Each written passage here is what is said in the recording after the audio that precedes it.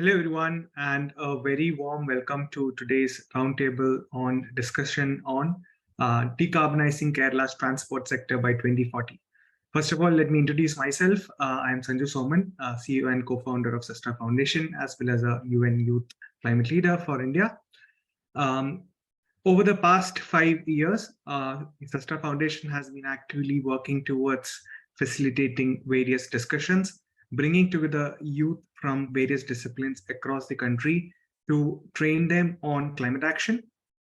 And it's in the month of November in 2022 that Clean Mobility Collective gave us the opportunity to work with them in organizing some amazing communication-related events on discussing the issues of clean mobility in Kerala.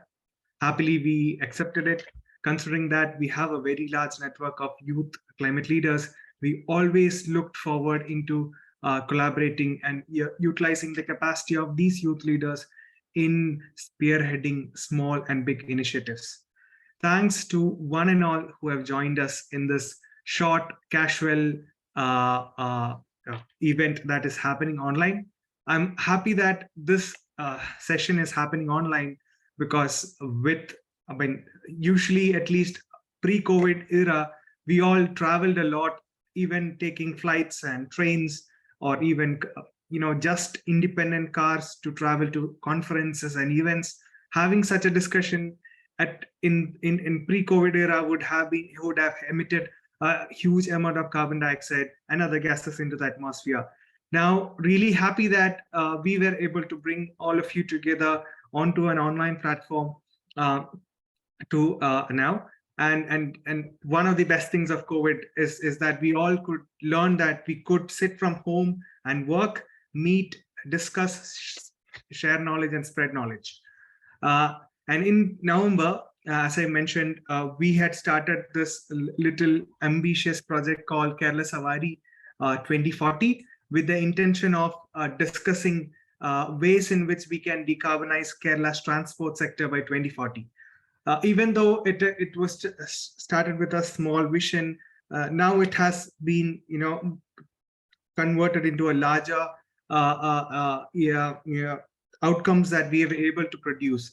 We have had some amazing events that we did in Info Park in Kochi, where our volunteers went and discussed with techies from Info Park on the ways and modes in which they're transporting themselves, felicitating some of the techies who traveled using public transportation, felicitating some of them who traveled by e-vehicles, their own e-vehicles, and so on.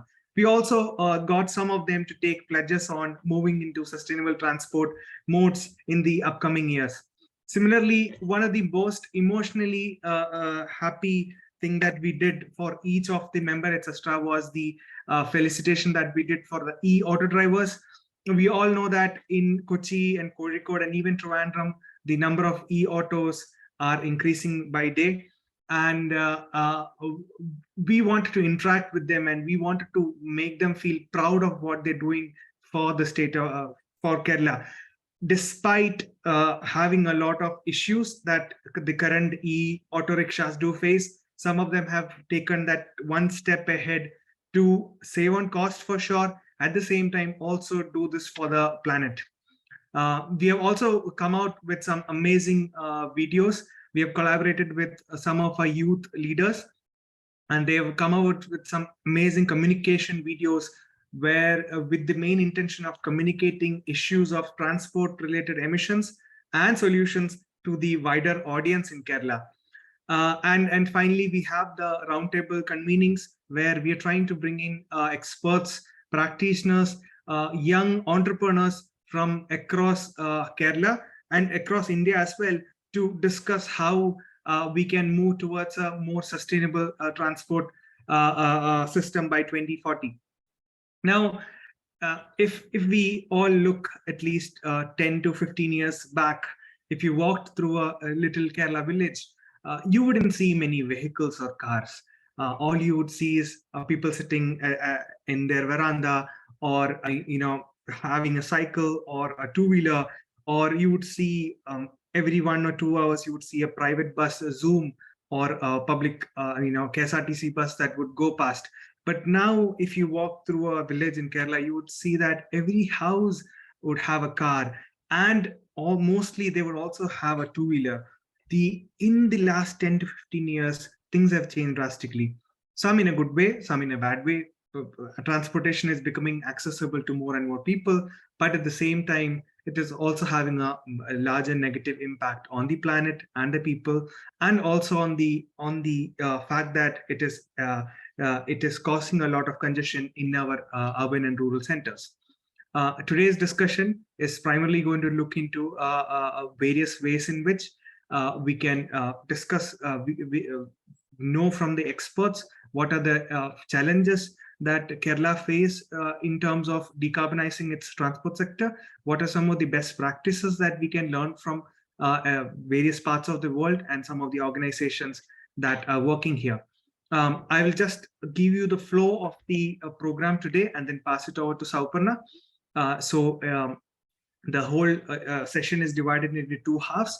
The first half, we will have experts from development agencies who will be talking here. We have here Ashwati Dilip from Institute of Transport and Development Policy, Sanjeev Gopal from ASSER, Shirish Mahindru from GIZ, and Aparna Vijay Kumar from WRI in the first session. Post which we'll have a 4 to 5 minute break, during which we'll show one of our the videos that one of our youth leaders have done. Later on, we'll be having a discussion. The first session would be completely in English. The second session will be bilingual. English and Malayalam would be there. Mostly, we have practitioners from Kerala working within the state departments and state planning agencies, and from research institutions joining us. We have Dr. Firoz from NIT Calicut, J. Manoharan sir from ANERT. We also have Mr. Reggie from the EV Owners Association of Kerala, and Sritevi Rajendra Prasad from Kerala State Electricity Board. So once again, thanks all of you for joining this amazing event. If you have any questions, please do mark it in the chat box. After Sauparna shoots a question to each of the panelists, we'll then come back and take some of the questions from the audience as well. So thanks a lot, and try to keep your mics mute as much as possible. If you want to tell something, you can always send me or Sauparna a message here, and we shall facilitate that. Thanks once again for all of you to be present here. I'm passing over to Sauparna. Thank you, Sanju. I hope I'm audible. Could you just confirm? Yeah. I hope I'm audible, Sanju. Could you just yes, Sauparna, you're audible. Yes. All right. Thank you. So we would just kickstart the discussion without wasting much time. We have our first guest here.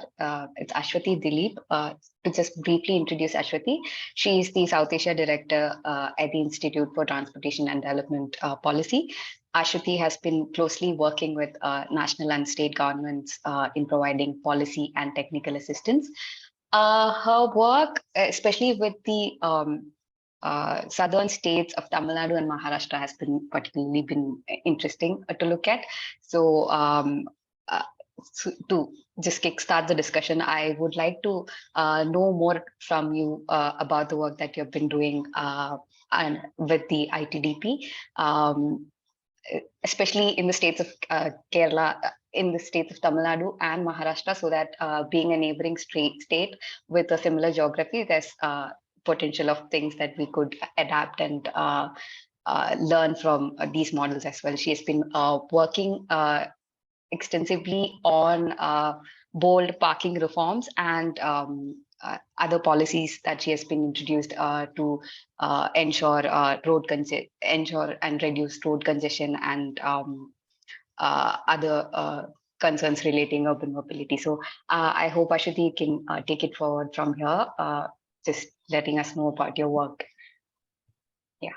Thank you. Hi, Saparna. I hope you can hear me. Yes. Can you? Yes, yes. Yeah. So I happen to be in Kerala today, and this is not my, I mean, this is not where I'm generally, and hence my internet might be a bit off. And if that's the case, please, let me know, and please feel free to move to the next speaker as well. So that's the point number two. But number one. Most importantly, I think, thank you so much to this team for inviting me for this discussion on the future of clean transportation in Kerala. I like the title, Clean Transportation, and it begs me to ask the question, what is clean transportation?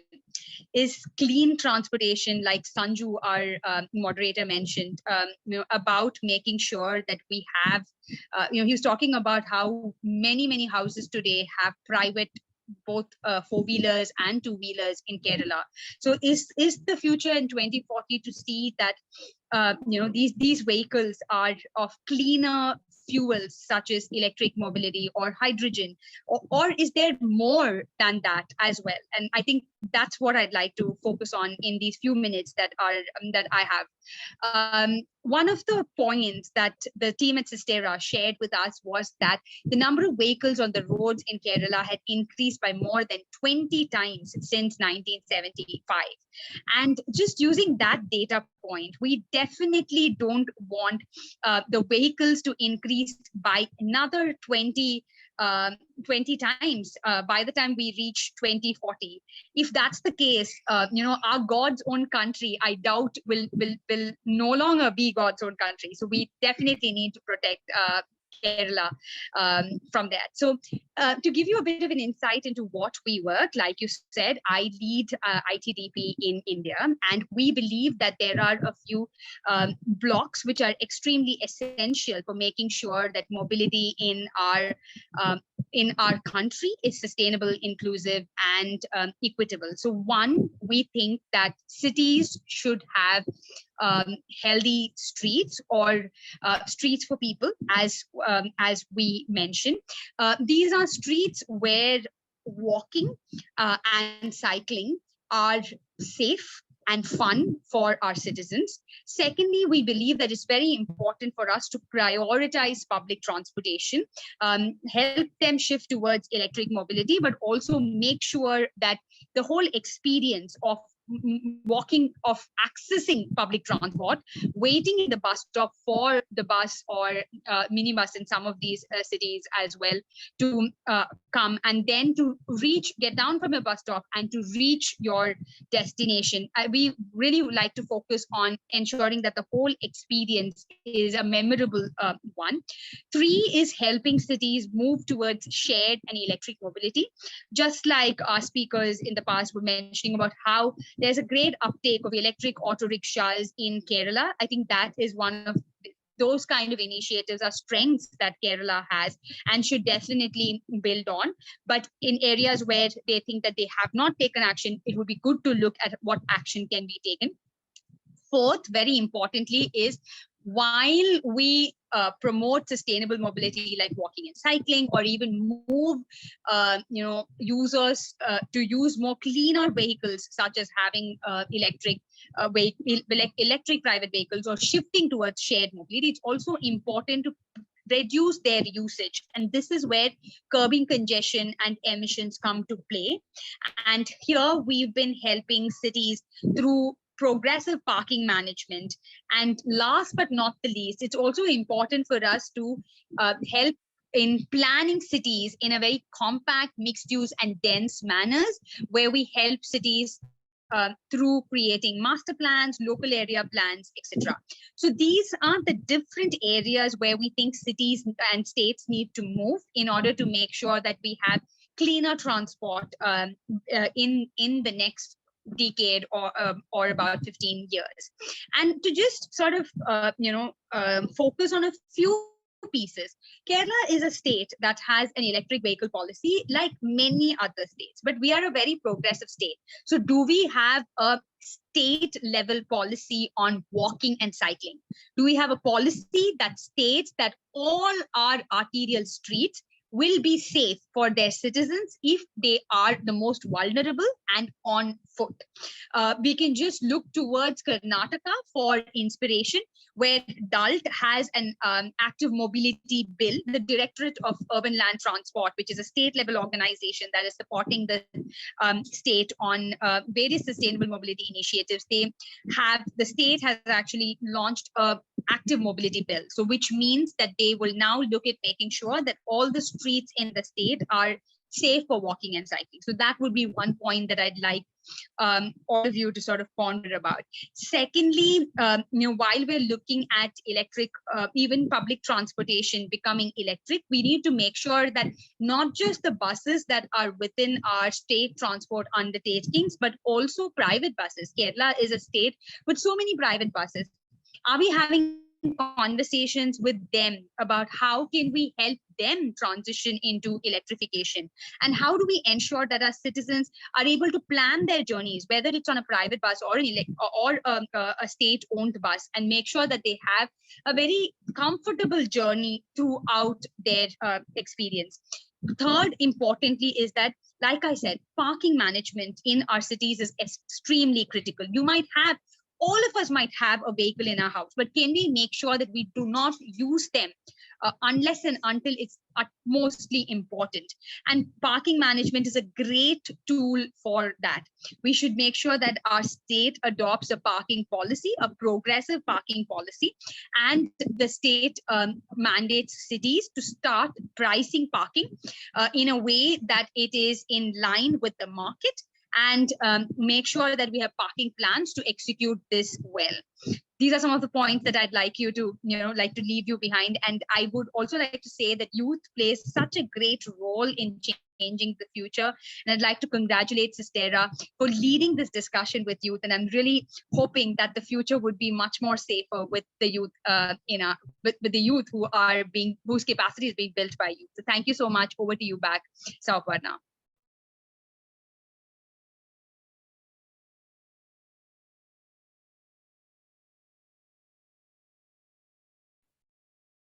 Thank you, Ashwati. Thank you so much for your insights, and definitely something like a parking policy or a parking plan is something that the Kerala government can also take up or look into more seriously in the coming plans. Yeah, thank you, Ashwati, for your insights. Moving to our next guest, I'd like to welcome Sanjeev Gopal. Sanjeev, if you can hear me, yeah. Okay, just to introduce Sanjeev Gopal now. He is the Chief of Strategy and Planning at ASA. He has been extensively working in the environment and development space for quite some time now. He was associating with Greenpeace for the longest of time, and he has served in many leadership roles with Greenpeace in the past. Also, he has been working closely with the government and other institutions and organizations with providing them with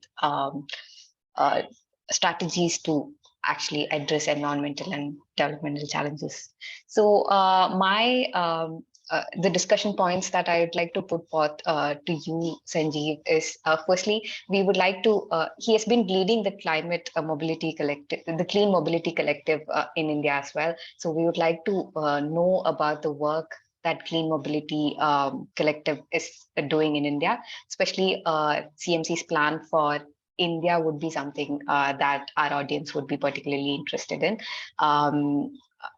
Something that would suit the other Indian states is something that Kerala can also learn from. So if you could tell us more about the plan CMC has for India and the initiatives that you've been taking up in India.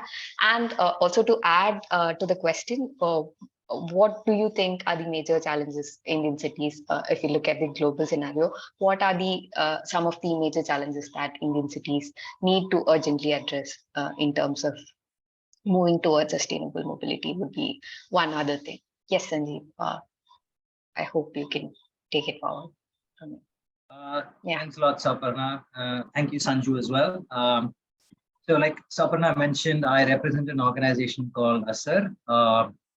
as an organization, we completely are led by a way of working which is predicated around the collective impact model, by which I mean we work on the issue of climate, which is a very wide canvas, of course, across multiple areas of work or issues, including air quality, energy transition, transport, and a range of other issues, agriculture-led or sustainable initiatives on agriculture, so on and so forth.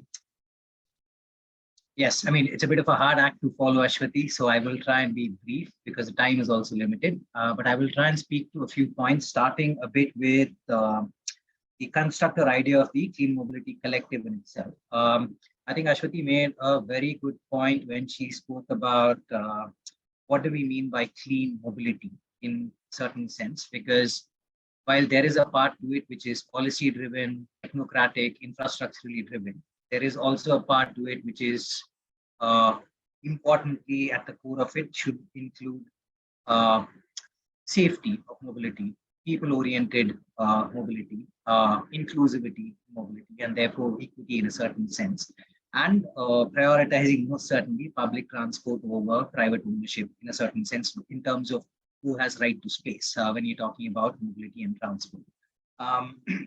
So that is broadly the philosophy, or kind of the, I would say, the framework within which the Sustainable Mobility Network hyphenated Clean Mobility Collective in India and globally has been working. If I had to pull out kind of broad architecture in terms of what the pillars of that work look like, very, very briefly, one area we certainly do focus on is looking at ways in which we can accelerate e-mobility with all the kind of filters that I mentioned. So it is not just about a like-for-like replacement of an ICE vehicle with a EV, but it is all the other factors as well, that you're looking at public transport through a broader lens, people-oriented mobility through a broader lens. In addition to that, we're certainly looking at non-motorized transport and encouraging public transport as a second kind of dimension for vertical of work. The third is certainly based on aspects that Ashwati spoke to. Like as an example, I think she spoke to parking management plans. That possibly sits within a much wider area of how do you encourage, disincentivize, possibly sounds like a negative word. So I would possibly use a slightly more positive framing of how do you encourage usage of public transport over private transport. And parking management plans as one idea would be a key kind of trigger to shifting that behavior in terms of how people engage with transport and their choices. So that really in like a very, very short summary is a bit of the Clean Collective as such. We work closely with a few also on this call, which is wonderful to connect in that context once again as well. So maybe I'll speak to it. I'm also keeping a bit of track of time. So Saparna, Sanju, please do wrap me on my knuckles if I'm kind of going a bit over time. Yeah. So I'll start possibly a bit with, it is specific to Kerala, but it's a bit much wider to India as a whole in terms of the very evident need or drivers for decarbonization of transport in a certain sense, or moving towards cleaner alternatives. There are 3 or 4 very familiar aspects, I think, which have kind of become common parlance now. The first of it being, I think all of us have been hearing about air quality and air pollution attributed to different sources, of course, in certain cities and states, or well, within cities and hyperlocal contexts. The source attribution is possibly, depending on which part of this country one is located at, it might have different reasons, but transport certainly plays a very significant role in that space in terms of driving air pollution within this country. Almost all of our cities fail on the, if you were to look at the World Health Organization's air quality standards, all our big cities, tier 2 cities, fail on air quality standards as such. I think transport is now globally and in India, like the most rapidly climbing emission kind of source as far as GHG, I'm not just talking about carbon, but GHG emissions are concerned. So that's kind of one broad driver, which makes it absolutely imperative to start looking at alternatives for what does clean or cleaner mean. Right. The second is, I've already spoken a bit to the second in terms of the emission footprint of transport as well, globally and within India. The third is as Asians, as Indians, and I suppose it depends a bit of which part of the world one is located at. I've had the opportunity to kind of live in Europe for a little over 10 years. And typically you tend to measure distances in kilometers, as opposed to if you are in big Asian cities or in big African cities. Culturally, we tend to measure distance in time, not 5 kilometers or 7 kilometers, but we will say it'll take me 40 kilometers to 40 minutes, sorry, to get from Paitula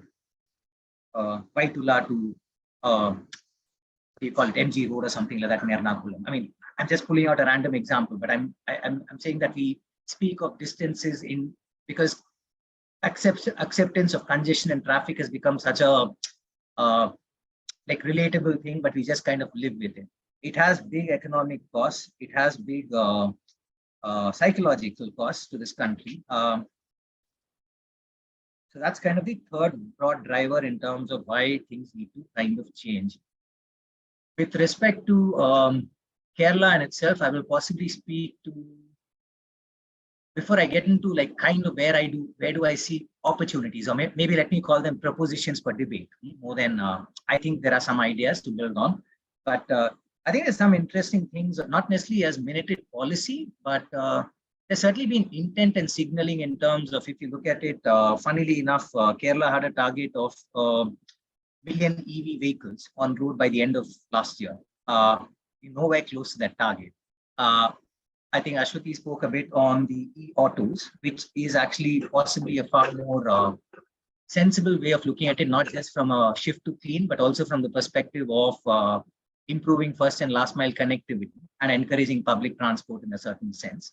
But there are signals for sure. It's a bit of looking at, therefore, what is kind of needed to move from the noise and broad intent to possible action and actual kind of results, or even failing forwards and learning from experiments that one tries with. So I'll offer three propositions in that context. One is, I think Sanjay, you also alluded to the fact on the density of private vehicles. India, I mean, very recently is now kind of has that honor of being the third largest country of private vehicle and in particular cars ownership. And that aspiration is only going to grow and grow in the next 10 to 20 years, right, across this country. And this I'm speaking of in the reality of a country where most of our population is buying two-wheelers still. So it's not even like a substantive chunk is kind of shifting to cars. We're still kind of dominantly in the two-wheeler segment, but even then we are kind of massive.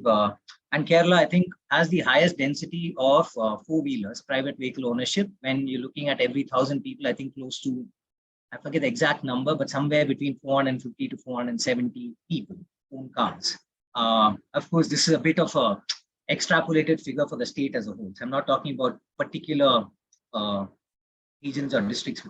Of course, it will be a bit scattered and dispersed, but it has a very, very high density of, and that also is really going to grow. In that context, I think given that there is some intention and signaling, certainly there is an opportunity to look at improving from the perspective of not just coming up with numbers, but rationalizing it through the approach of how are we looking at real estate in terms of charging infrastructure? How is it becoming a bit more friendlier and utilizing public spaces? And I would, when I say public spaces, if I look at Chennai as an example, it is still in a pilot stage and they're experimenting, but they are the Metropolitan Transport Corporation, which is responsible for the bus service in the city of Chennai, or well, city and suburbs of Chennai. They are looking at working with the Chennai Smart City to come up with a plan for charging infrastructure, not just for buses, but doing it even for private vehicles. So because real estate is up, and they're looking at it also as a revenue-based model, therefore. So there is a bit of like the, how do you kind of build in the fiscal discipline into it, or the financial model into it, while you're kind of creating this. At the same, so that's kind of one part of it. I think the other big kind of area to look into is on public mobility. I think we've spoken briefly about e-autos. I'd just like to touch on buses as well. I think there is a big, you're seeing multiple cities now moving in the direction of making commitments and shifting towards targets on e-buses. I think Kerala, it gets a bit more interesting, and I would say possibly also complex politically, because especially when you're looking at leasing models to private owners. And therefore, on employment, I think that is a bit of a, like you've also seen in Maharashtra that there have been challenges on how do you take worker unions on board, that conversation and process, because it is certainly not kind of dropping people in the journey of shifting. But e-buses certainly are the other big area that the state can and should be looking at, because there is also a lot of opportunity to kind of tap into investments, given that we are talking about a model which is far more sustainable than just private ownership.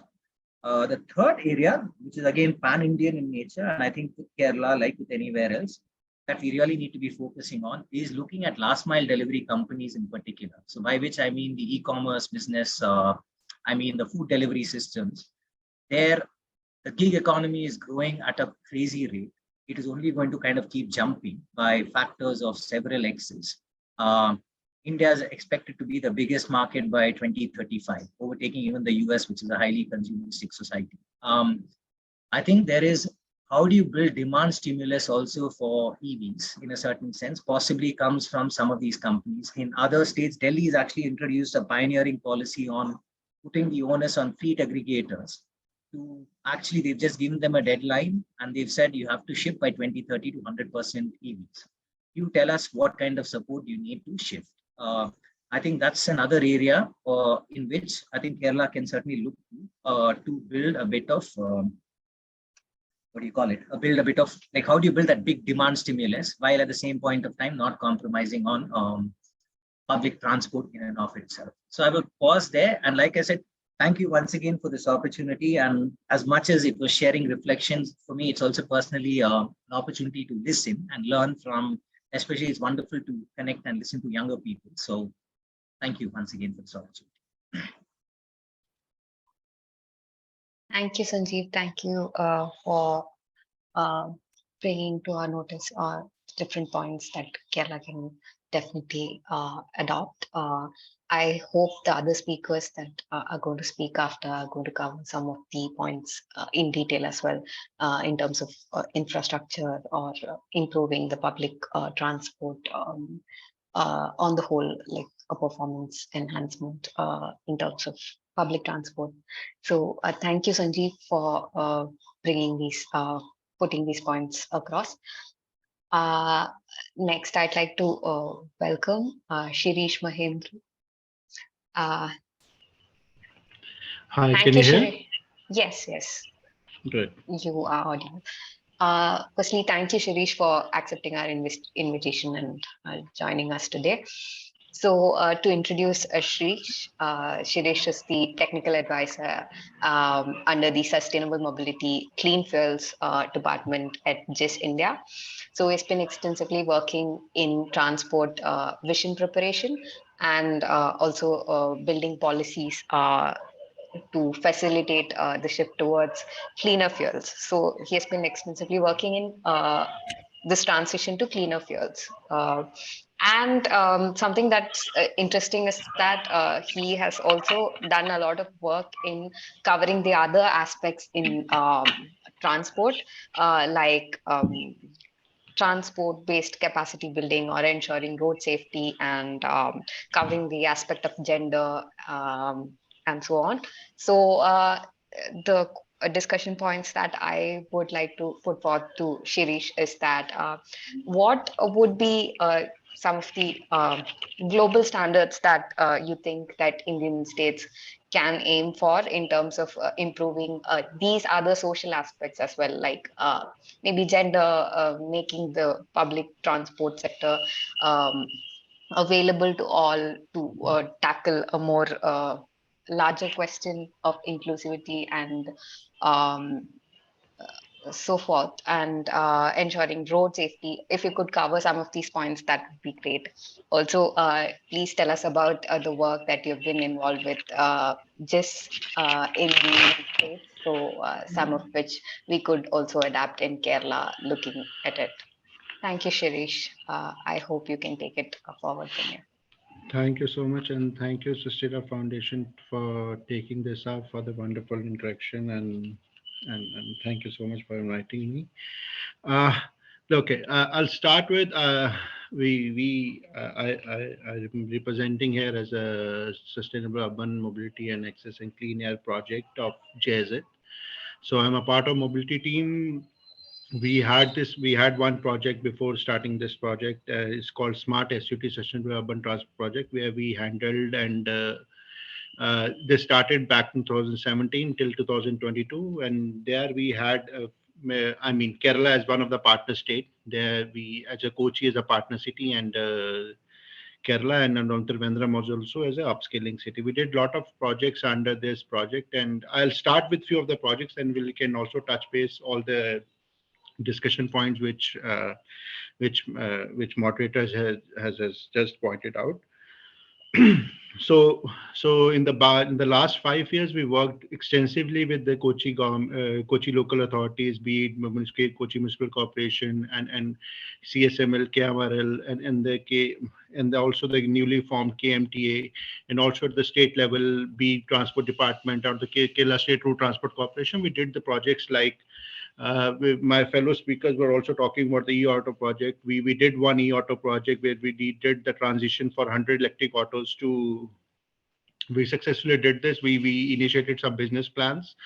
We supported and for the organizational reforming of the EJAC society. It was Ernakulam Jilla Auto Rickshaw Development Society, Driver Society, where complete institutional reforms taken through this is done through the support of KMC, Kochi Municipal Corporation, and there we have put we did some funding for 100 electric autos, and this helps in the transition for the further from conventional autos to electric autos. Then we also did some we also did one wonderful initiative as a Kochi as a cycling city, and there we, with the support of Kochi Municipal Corporation, we did training of cycling to the women, to largely the women only, to from the various self-help groups. Identified around 700 women whom we have tried to give trainings to that, and then under this complete program, this was handled and was supported to Kochi Municipal Corporation. There we handled around 700 women which were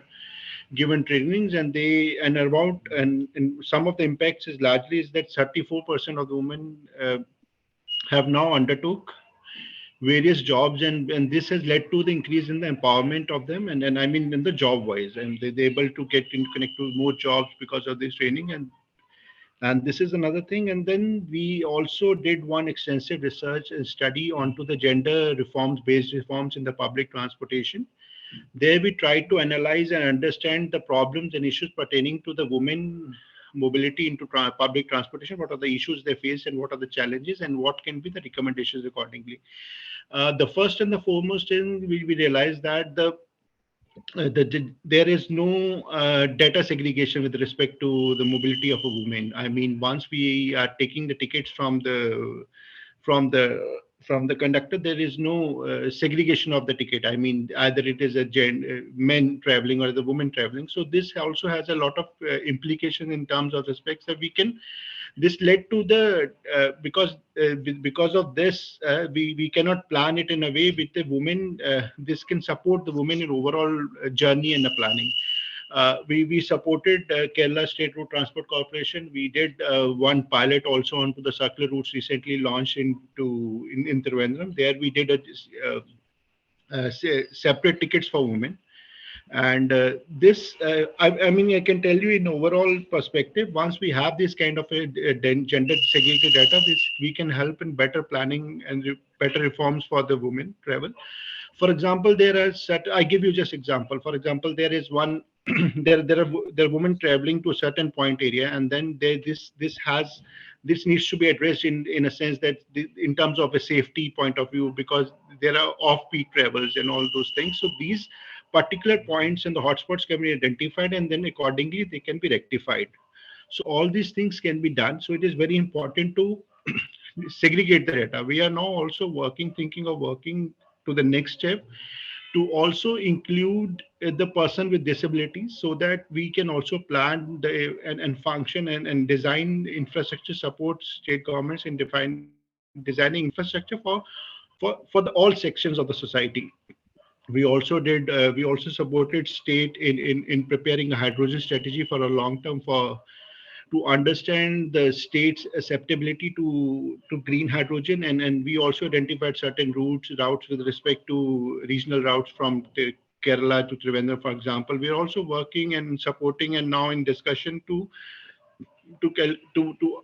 come up with some hydrogen hubs so that there is uptake to hydrogen being which is going to be produced in overall vision of the Kerala. So these are the few things which we already worked, and as a next step, which what I wanted to highlight is we also, because what we understand is right now, I give you a perspective in a way that for any sustainable transportation, for any transportation to achieve to decarbonization, it is very important to understand that the overall transformation from from the user perspective is very important because for a user the bus is a bus, whether it is electric bus or in a normal diesel or a CNG bus, it doesn't make much difference to the user perspective side. So it is very important to consider and rethink about to transform the user perspective and the user experience overall. So in terms of comfort, safety, ridership experience, and those things which needs to be catered and which needs to be undertaken on priority. And the second thing which is very important to understand also, there is very urgent need, a dire necessity to instill the right capacities and fill the skill gap within the authorities and organizations as well. Until unless all authorities and organizations start relating to this cause, we cannot achieve that, because what is happening right now, what I want to share is what is happening is the current thing is happening as one of the activity of the complete institution in the institution. So this needs to be adopted as not alone as an activity, but overall the cause which all the organization can relate to. I mean, for that, this is very important to have the right kind of a institutional capacity and the strengthening required, so that they can relate to these kind of causes and accordingly work upon that. The other most important thing is what I understand is, see, we have the highest number of youth and the youth population there, which all have Gen Z, Gen X, and all those kinds of things. And it is very important to digitalize the systems. It is very important to digitalize this. So once we have the right digitalization of the system, once we have the complete information about the system, be it public transport, being the first mile, last mile, then we'll have the right user experience. Only then the people will start boarding this system and people will start relating to the system. So it is very important to connect the general population to these overall public transport mode. And it is also very important to another thing which I want to highlight is to have the right mix of modes. It means that every mode has its own hierarchy. I mean, we need to understand that. So right mix of mode is very important. So wherever the metro is required, wherever the public transport or the buses are required, where the first mile, last mile connectivity, so that we have a complete first end-to-end solution for the public transport, so that people tend to move towards public transport rather than using their own vehicles and the public and the private mode. So these are the few things which I wanted to highlight. Another thing which we are not talking right now, which may be important from the perspective of the state and the city governments, is once we having this complete shift, when the optimistic shift is happening to EVs. I'm sorry. Okay. That was a. Yeah. Please carry on. Okay. So we under this new project, we are also thinking of taking this up as a larger capacity building program to really synthesize the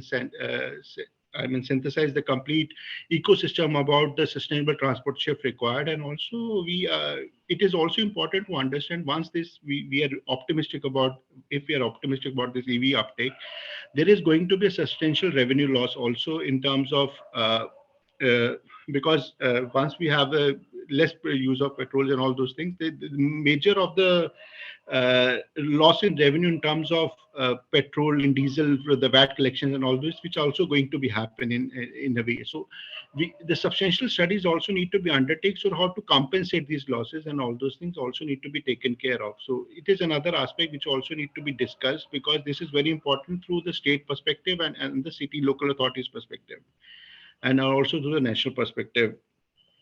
Uh, uh, Anything else? Any particular point in general you want to? No, thank you, Shirish, for covering most of it. Also, as we have more speakers coming up, I would like to stick to the time as well. It was really interesting that you looked at the aspects of gender and the skill gap, and especially one important aspect that we need to talk about is end-to-end connectivity, so that more people can access public transport. I hope our next speaker, Aparna, has also been working extensively in Kerala on public transportation. So I hope she can also take up. Shirish, thank you so much for presenting us data on Kerala specific data as well. Thank you, Shirish. Thank you. Thank you. Yeah. I hope Aparna can come in next. So I hope Aparna is in the call. Yeah. Okay, to introduce Aparna, Aparna Vijay Kumar is a manager at the World Resource Institute. She is currently working exclusively on e-mobility and public transport and urban development. So also the work that she has been taking up at WRI is closely associating with bus agencies in also understanding how they can transition into e-buses and adopt more cleaner technology. So she also coordinates a lot of the work that WRI takes up in Kerala on public transportation. So the discussion points I'd like to put forth to you, Aparna, is that could you tell us about the work that you do in Kerala, of course, and please tell us about what are the challenges that are specific to Kerala that you find are difficult to tackle or needs a more a careful attention from the authorities. And another point that I also want you to cover would be that how do you see moving or transitioning to public transport and electrifying public transport? Do you see it as the way forward going from here? So these are the 2 points that I would like you to address and the work that you do in Kerala. Thank you, Aparna, if you could take up.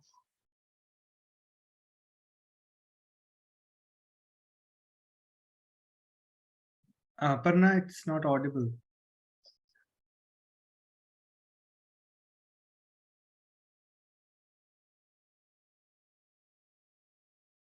Audible now? Yeah, it is. Great.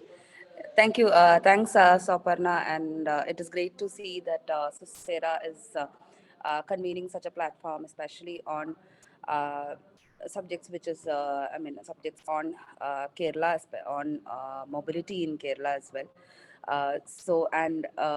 Of course, it is a tough task to continue after Ashwati, Shirish, and the other esteemed speakers today.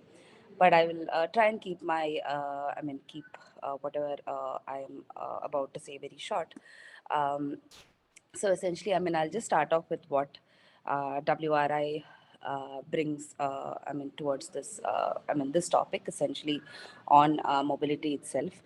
I would say that, we work at multiple levels of, say at the national level, we support policy preparation and, putting together guidelines on, road safety, street design, on electric mobility,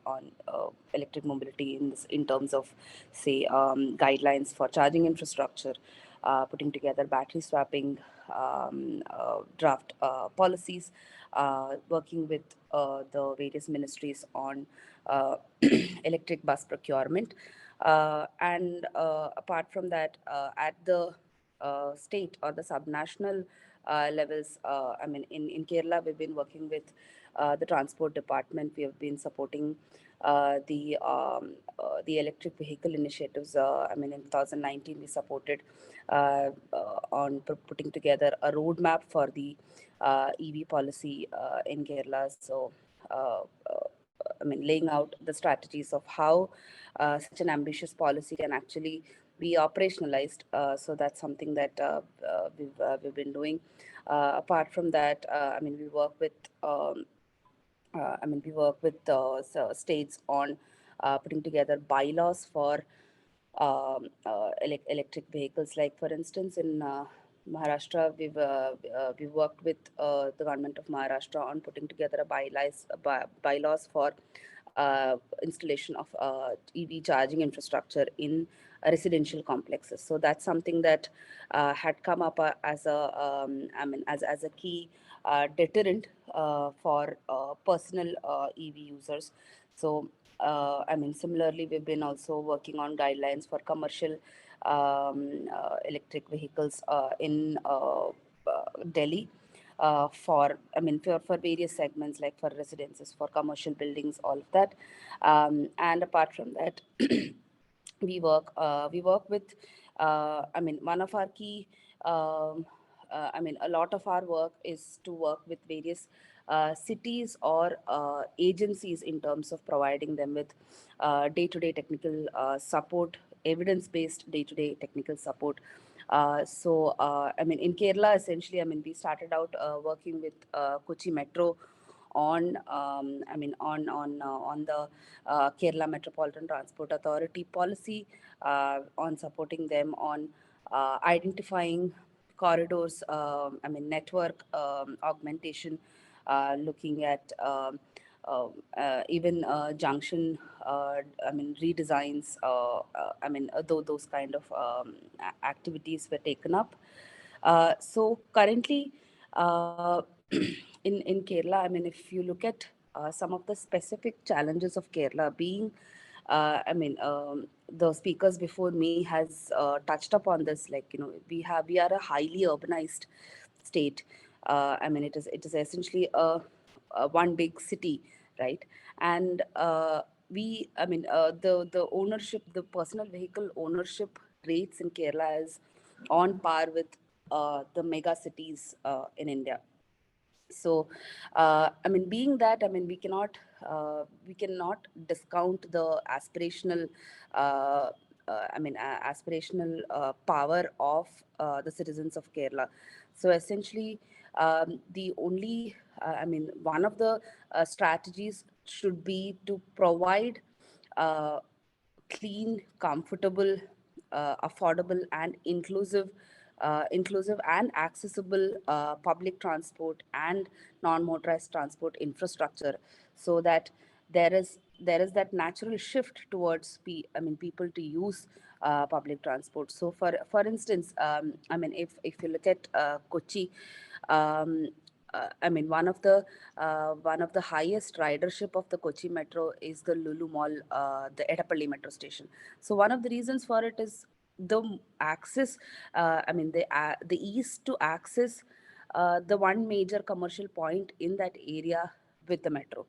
So essentially, that is something that we need to, we need to identify and work towards. So one other piece of work that we are doing, which is not which is not exactly mobility oriented, is supporting the state action plan for climate change with various capacity building modules through Kila.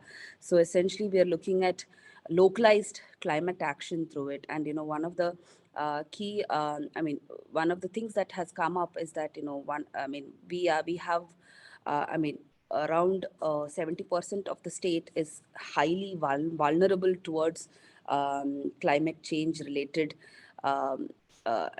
related incidents. And we have a highly eroding coast, which is unstable and is accreting. So these are some of the immediate concerns that we have, in Kerala. So when we look at, probably, we might have some of the best, air quality standards across the country, but still the state is highly vulnerable towards climate change events. So uh, one key aspect in Kerala is, with respect to uh, public transport, electrification. We all understand that, of course, electric vehicles are highly capital intensive, and the speaker before us as well spoke about it. So WRI India has been working with the national, the Ministry of Power supported CSL in streamlining electric bus procurement. So essentially, the strategy that is being adopted right now is the strategy of demand aggregation. So to reduce costs. So essentially, uh, various cities doing multiple tenders for 100 or 200 buses will bringing them all together, to one stakeholder to actually procure it, has been reducing prices, and we have seen the results as well. Like India has right now procured some of the, right now tendered out some of the biggest numbers in electric buses. So we recently saw 6,000, around 6,500 buses, of which even Kerala has participated, and we've seen that with that kind of model, we are seeing around 25 percentage reduction in the rates from diesel buses itself. So these are some of the models that we can essentially essentially actually take forward and reduce the risks related to electric vehicles going forward. So we've been working with the government of Kerala on actually take on actually uptake of electric buses, as well as supporting GIZ India on the feasibility for hydrogen buses as well. So that's something on public transportation. And with respect to electric vehicle charging infrastructure. So that's something that we've been supporting KCB on. We have a tool which is called Elevate, which is essentially looks at the grid impact of large scale adoption of electric buses or electric vehicles, all electric vehicles in fact.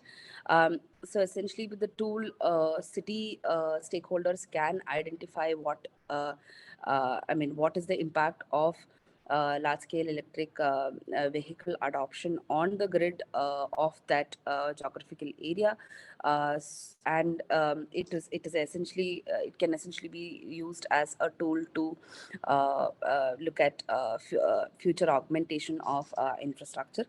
And similarly, we've done certain certain analysis for Kochi itself, in terms of achieving the EV policy targets, as well as looking at the current trend of adoption of electric vehicles, looking at what is the spatial analysis for charging infrastructure, what is the spatial distribution of charging infrastructure that is required based upon various parameters of demand, supply, and other parameters like amenities and amenities, parking, etc. So that's something that we have shared, and hopefully we'll be able to take that work up in multiple other cities as well. Another piece is also on monitoring, evaluation, and learning of the various initiatives. Like for instance, I mean, it is something that that got picked up in the sanitation sector. I mean, with respect to Swachh Bharat mission and the rankings, where I mean, cities. I mean, it kind of inculcated a healthy competition between cities in taking forward in innovative initiatives and operationalizing them and achieving them. So similarly, we are also working with Niti Aayog on creating an index on electric mobility indicators for states. So essentially, to looking at the various EV policies and how the states have been adopting the various measures that has been suggested in the EV policies, and also even I mean to some extent to quantify or measure political will as well towards adopting electric vehicles. So that's something that we've been working on, and Kerala is also a key stakeholder to that, the power department being the nodal department for the same. And I will just mention one more piece before winding up. So another piece of another piece of work or that we've been doing in Kerala is also looking at NMT infrastructure to create inclusive in NMT infrastructure and public spaces. So something I mean, which is this is an initiative called Nurturing Neighborhood, which is supported by the Ministry of Housing and Urban Affairs, where we are right now working with Kochi on creating safe, accessible spaces for infant, toddlers, and caregivers. So essentially, looking at the various requirements of vulnerable road space and public space users. So these are some of the things that we are doing in Kerala, and I mean, I think I did touch upon some of the challenges as well. So yeah, I mean, with that, I will wind up here, hand it back to Soparna.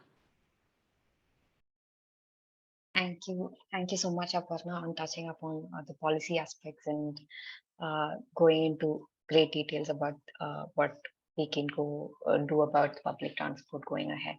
Thank you, Aparna, for joining and sharing all these insights.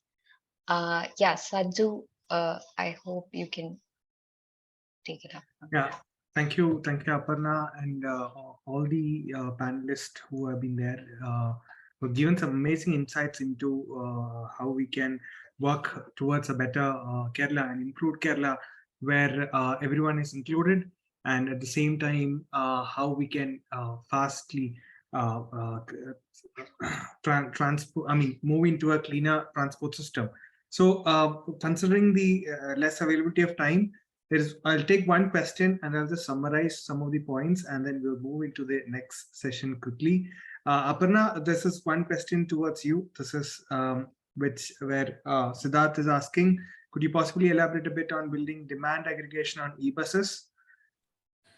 Sure. I think I mean, I'll give you some bit of an elaborate answer on this, and I'll also share some details on it as links on the chat.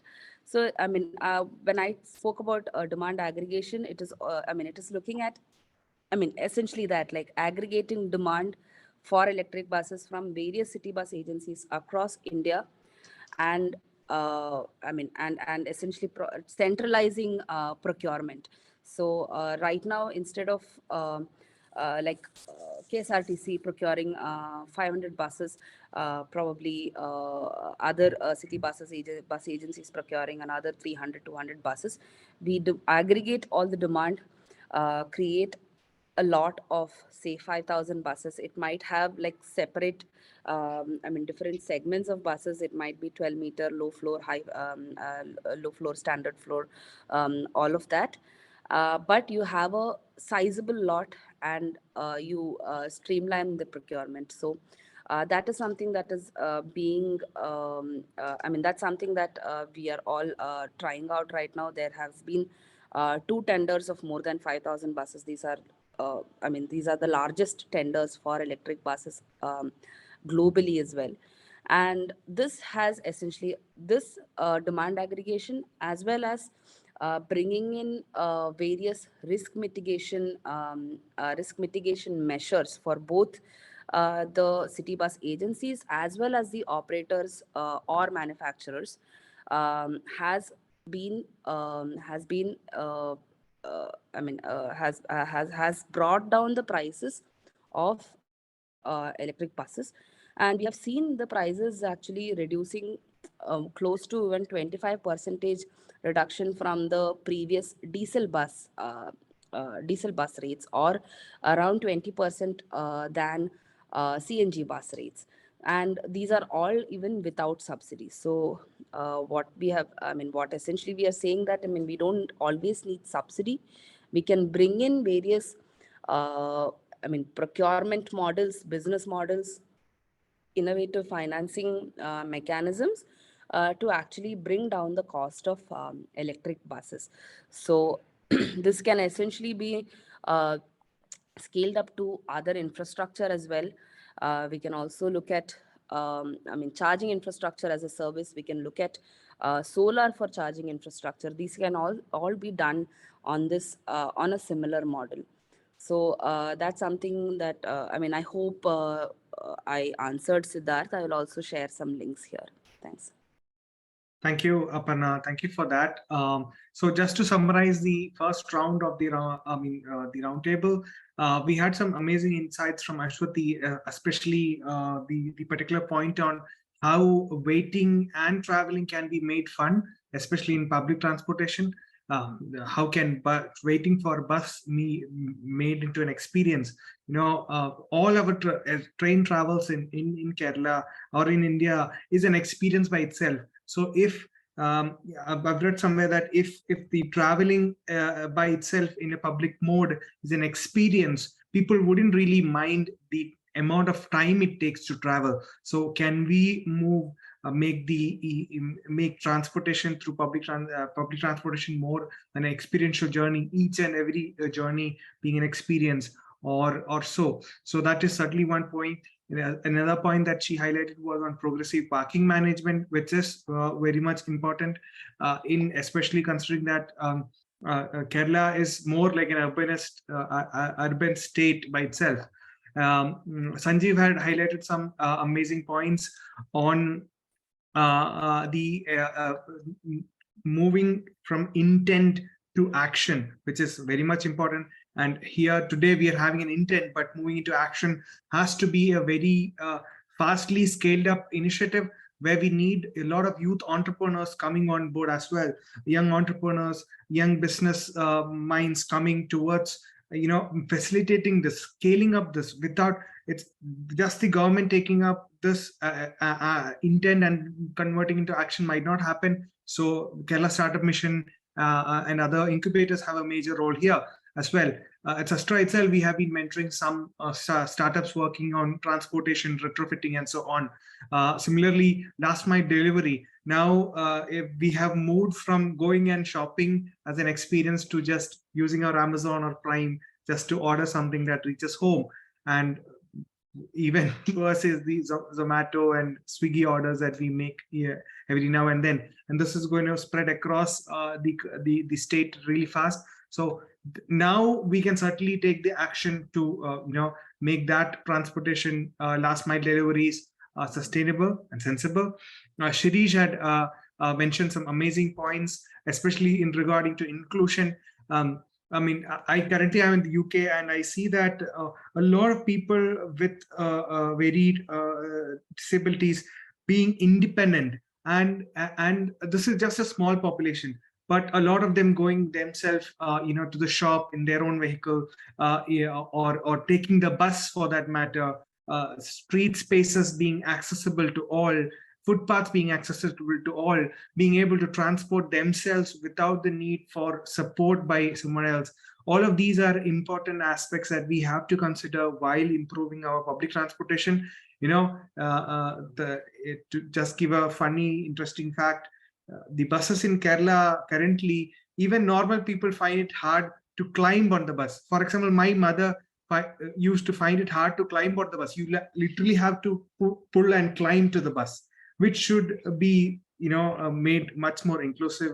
And so similarly, job shift would happen, but while creating more jobs, green jobs, we need to be prepared for that. Aparna had also, focused on several amazing points, especially to talk about the localized climate action plan, or how even at the local level, how we can include transportation in the planning. So thanks to the wonderful panelists who had come and shared their thoughts today. We know that we have been a bit amateurish in terms of planning of time. It's already 8:10. Sincere apologies to the upcoming panelists, but we had an amazing session, and we request you to continue being part of the upcoming session as well, but if only if time allows. Now, quickly, this is the time. We'll give 2 minutes of break if someone wants to go and maybe grab a sip of water and come back. Meanwhile, I'll be playing a video which was just developed by one of our young climate activists, Lenin, who have made an awareness video on the aspect of clean transport systems. So I'm just playing it here for 2 minutes. The whole video is 4.5 minutes. So considering the time, I'm not playing the whole thing, but just for 2 minutes. It's a really interesting video. Please let me know if you can hear it. Yeah.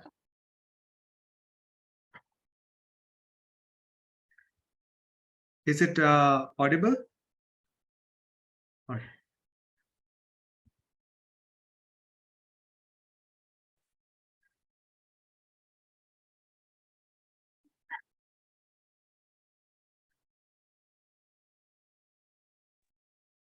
Not audible.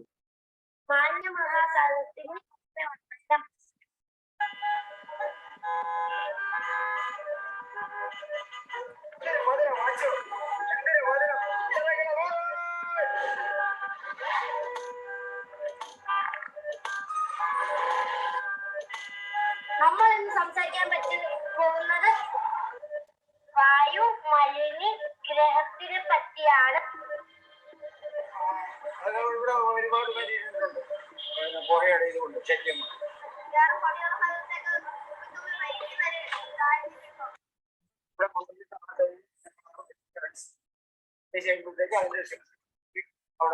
ഒരുപാട് നടക്കാൻ പറ്റുന്നത് അവിടെ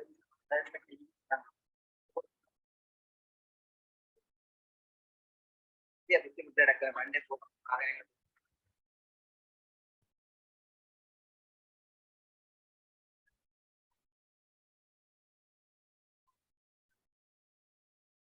ഭയങ്കര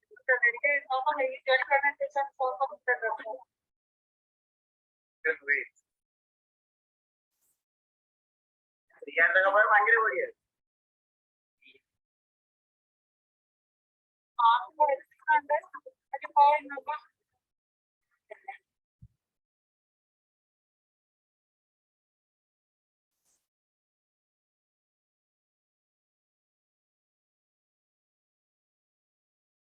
Sanju, I don't think it's clear. Okay.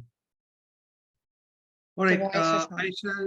I shall share the link in the chat box so that you can go and have a visit of the amazing video that our young Lenin and his team has done. We will also be coming up with a couple of other videos as well. We also have the climate leaders group called Manushi, who come up with satirical videos on climate action. They also have come up with some videos where we'll be sharing all the links to the registered participants here. All right, now moving on, we have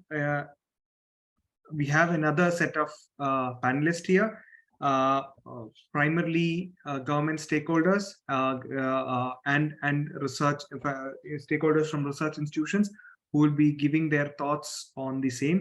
Ini all session bilingual and English and Malayalam speakers in their comfort and search. നിങ്ങൾക്ക് സംസാരിക്കാവുന്നതാണ്. അപ്പം ഇന്ന് നമ്മുടെ കൂടെ ഉള്ളത് പ്രധാനമായിട്ട് ഇപ്പോൾ Sridevi Rajendra Prasad Kerala state electricity ബോർഡിൽ നിന്ന്, അതേപോലെ ഡോക്ടർ മുഹമ്മദ് ഫിറോസ് സർ ഉണ്ട് NIT കാലിക്കറ്റ് നിന്ന്. He's A close friend, a mentor, teacher to a lot, and also keep supporting our activities. We also have Reggie, EV Honors Association of Kerala part writer, represented. പിന്നെ Dr. J. Manoharan sir ഉണ്ട് അതിനകത്തുനിന്ന്. So thank you all for joining. I pass it on to Sopana. Thank you. Hi, Sridevi, we have Sridevi KCB Sridevi in this.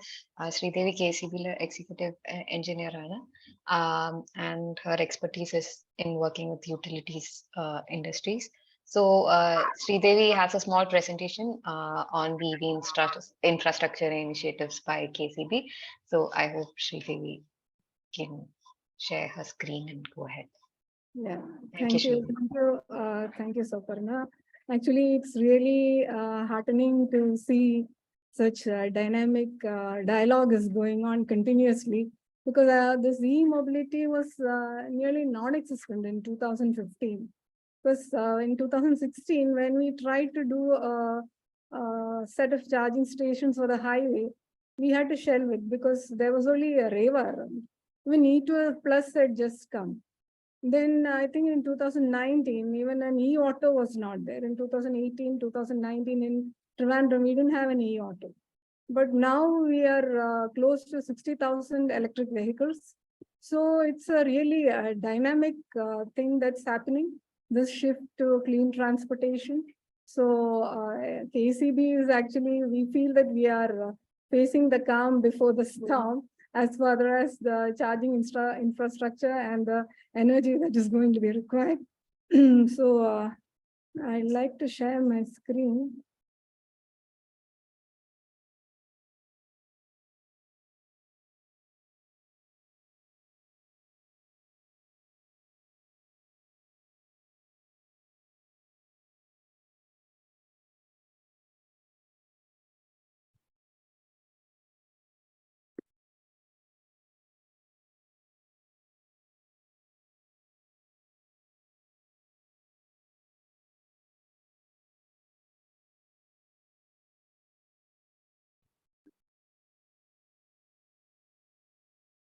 Do you need any help? Yeah, and I'm unable to get this one.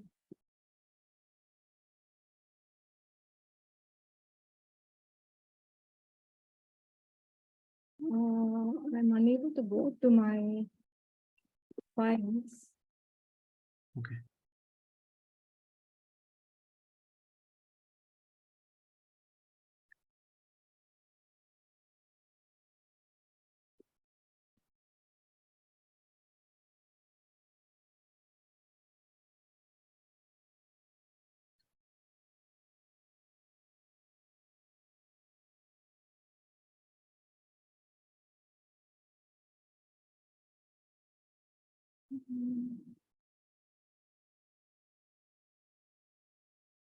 Are you able to see the share screen option? Yeah, I'm getting that, but I'm unable to go into my files. If you click escape, maybe the window will pop down.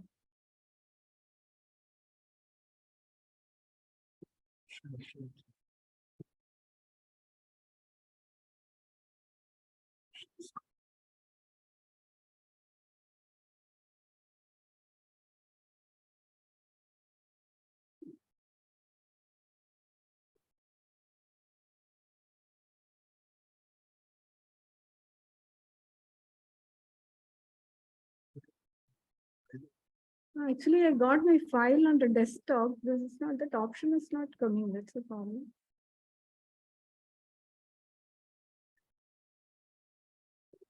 On top, you can see while sharing basic, advanced, and files, of which Yeah. in basic part you can you should be able to see whatever is on the Desktop, screen. but it's Yeah. not coming.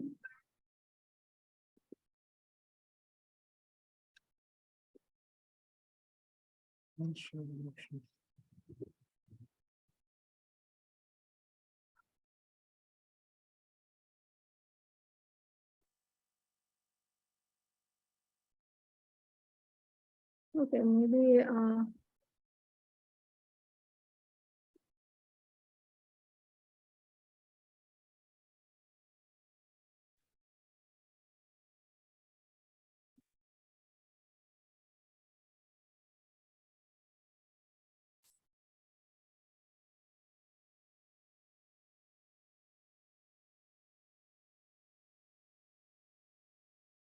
okay, I'm unable to go to the desktop. Maybe Ma'am, if you could WhatsApp the PPT to me, I can share this. okay, yeah, that's a good idea. Yeah. Maybe the next person can make the Okay. presentation and WhatsApp it to them. All right. Okay. Thank you.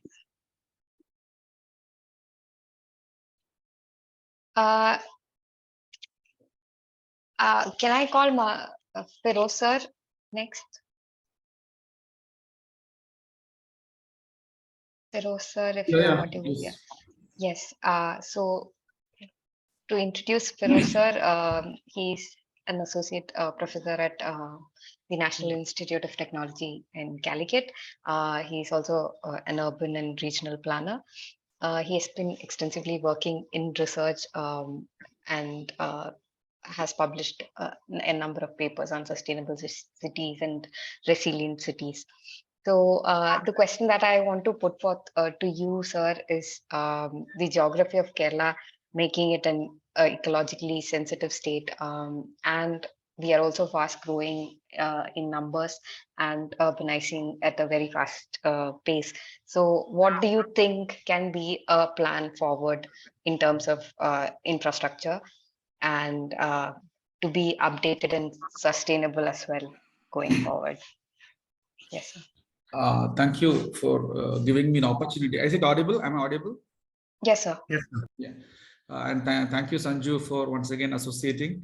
I still cherish the first time when we met long before in Trivandrum when you had a session for the climate barriers and I came and delivered a lecture. Anyway, thank you for your continued effort in bringing things to the limelight. And I will be very brief in my presentation, in my speech. Because of knowing that the time has already crossed the limit. Okay. So the question which is put forward to me is in line with the geography of Kerala. You know, basically, I'm an urban and regional planner with an interest in urban planning. So I just want to specifically address the issue of what we're going to address in context of Kerala. Okay. It's a well-known fact that we have to address the Paris Agreement. We have to bring down the emission to at least a 2-degree standard to the next few things. And of course, transport sector is one of the largest contributing sector. I'm not saying that it's the biggest, but I'm one of the largest, with of course 90% of the total emissions coming from of the transport sector section emission coming from road transport. Now, with this background, we have a very particular state, which is actually Kerala, which is right now close to 50% urban. I don't think any other state in India, especially the geography of the state of Kerala is totally different because of its rural-urban continuum development. And it's predicted that by 2021, when the census comes, we have at least expected to be 65% urban. And by 2031, we're expected to be 90% urban. So somebody previously talked about Kerala being visualized as a single city. That's my area of research predominantly. I always keep on talking about for Kerala, all the policies and strategies which we are going to address for Kerala has to consider Kerala as a single city. Okay. So with this perspective, now what are the recent development problems what we have come across? We have been advocating so much of public transport system. We have been talking about so many strategies and policies, all of the people who talked about. But then the COVID has changed a lot. You know, in fact, after the COVID, the public transport system is no more lucrative.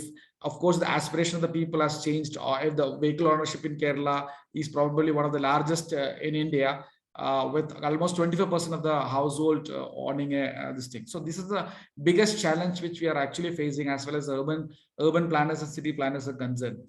We do have certain pull factors, and of course, land use policy. For example, we do have a pull. We need to advocate the need for a pull factors of making public transport system.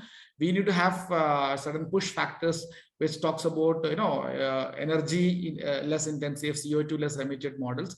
And of course, from an urban planner's perspective, we need to have a proper land use policy. For that matter, I should say that we have a lot of good examples. Rather than making our policies and strategies from the perspective of single city, which is, for example, Kochi, Kozhikode, or Kollam, or Kottayam, we need to have a broader perspective plan. Okay, the entire transport and mobility plan for Kerala has to be visualized as a futuristic single city, and we need to address it from that perspective, because we do have. I may be slightly sounding a bit complex in terms of the way we have to talk about, at least from a policy perspective, but I am of the opinion that we have the largest single sprawling city in the world. Okay, which means that we have the ecological areas getting disturbed. As studied by ISC shows that close to 10% of the areas has been total geography of the Kerala has been encroached. Entire ecosystem has been encroached by means of sprawl, basically. So we need to recompact. That's the point that I wish to talk about. The entire mobility will only work if you come out from the perspective of the sprawl system, by making our settlements the nodal development plans with respect to sprawl, addressing the sprawl from a compact city perspective. We do have a lot of examples. For example, the master plan of Ahmedabad, which talks about, I always used to address this case example in my classes, where they have talked about a high FSI based transit oriented development plan for the city of Ahmedabad.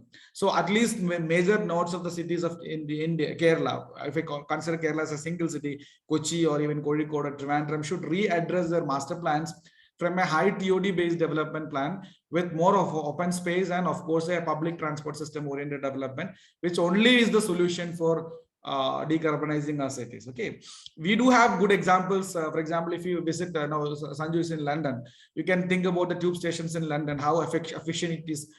A good public transport system can only work if it is having at least 2 to 3 minute waiting time. Okay, so you have to decongest cities. You have to do all this decongestion, providing less parking spaces, providing more congestion price. Everything will work only if you have a efficient public transport system connecting the mobility from the southern end of Kerala to the northern end of Kerala. It will only work, which I address the need for a perspective mobility plan, which talks about a futuristic vision transport system connecting. We do have certain plans like the Silver Line project or whatever. Of course, due to other controversy, it is getting this thing. We do have Delhi Meerut regional development transport system, which is actually taking place right now.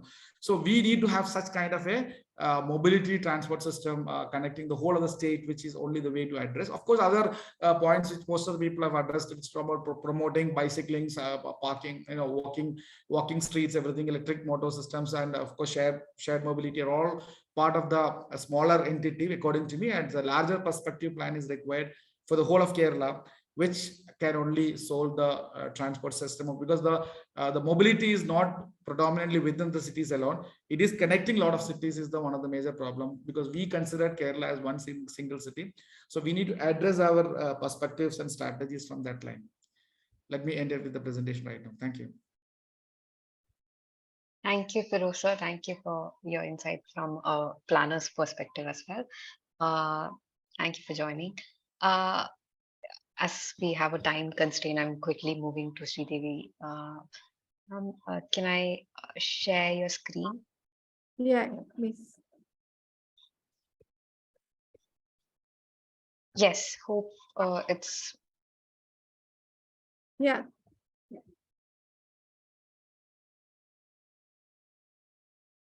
Can we go to the next? Yeah. So in the transport sector, what we see is the emission has been growing 1.7% from 1990 to 2021. And now after COVID, it has gone up by 8%. That's what the International Energy Agency is telling. And 75% of the CO2 emission is coming from road transport. But then it's good if you look at this, how much the government is spending So the mass transport, mass and alternative transit, and on fuels, innovation in fuels. So good amount of money is being spent on that. So we are all on the right track. Can we move to the next? Okay. So one thing we would like to point out is there's a connection when you come to the e-mobility. There's a connection between the mass of the vehicle and the energy which it consumes. So if you look at e-vehicle or two-wheeler, it is the battery size is around 3 kilowatt hour, then three-wheeler is 10, and car is about 40, and buses in 400. So actually there is a relation between the battery capacity and the vehicle mass.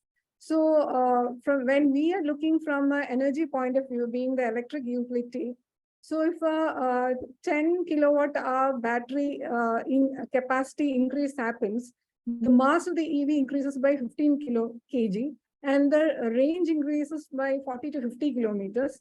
And now what happens is the energy consumption per 100 kilometers starts increasing by 1 unit. That is 1 kilowatt hour is 1 unit. So there is a mass related efficiency trade-off in electric vehicles at large.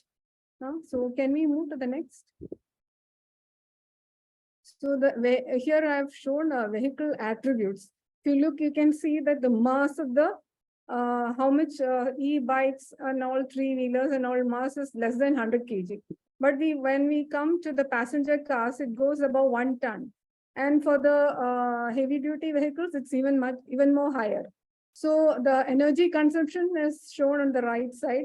So the energy consumption, you can see it is also varying based on how much is the weight of the vehicle. So that is an important thing. So what we need is, in addition to CO2 labeling in future, we need energy labeling also for the vehicle. See, the e-mobility means sudden increase in consumption for the electrical energy. So we have to be more efficient also in our e-mobility, electric vehicles. Can we move to the next slide? So now government has done a lot of things. See, the FAME 2, which started in 2019 and was supposed to be till 2022, has been extended till March. And they have given demand incentive of over 8,500 plus crores. And for charging infrastructure, they have given 1,000 crores. And they have even put Bureau of Energy Efficiency as the central nodal agency, which keeps, keeping track of what is happening and how the nodal agencies of different states are behaving. KCB is the state nodal agency for the charging infrastructure. Can we move to the next? So this I've just listed the buses that has been allotted under the their FAME 2 scheme. Can we move to the next? This just a list. I just wanted you to get an idea. So some 5,600 bus has been allotted to various states. Now, if we come to the charging infrastructure also, the government is giving good incentive.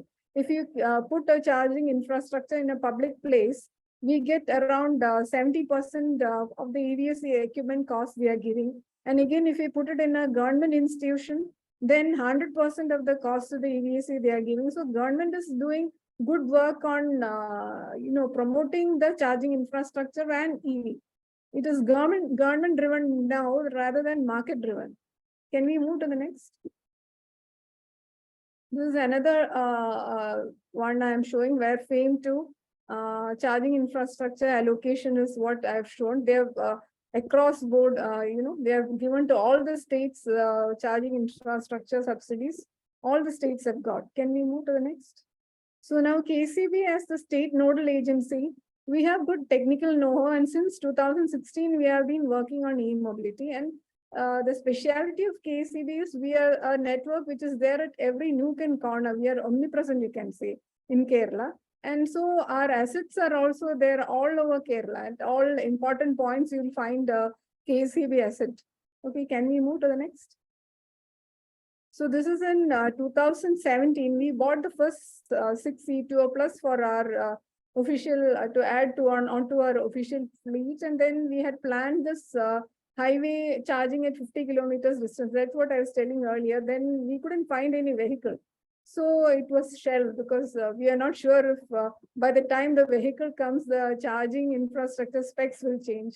Again, we had even planned battery swapping. That also we had to, because there was no clarity about the type of charger which we should do. So the 2017 projects were all shelved in the end. So next, by 2019, the EV policy came.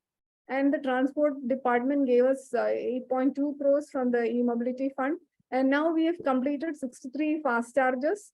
And then the pole mounted chargers, which is on our distribution poles on our curbside, we have put up 1,166 pole mounted chargers, which the two-wheelers and three-wheelers are using. And now we have even launched a common software.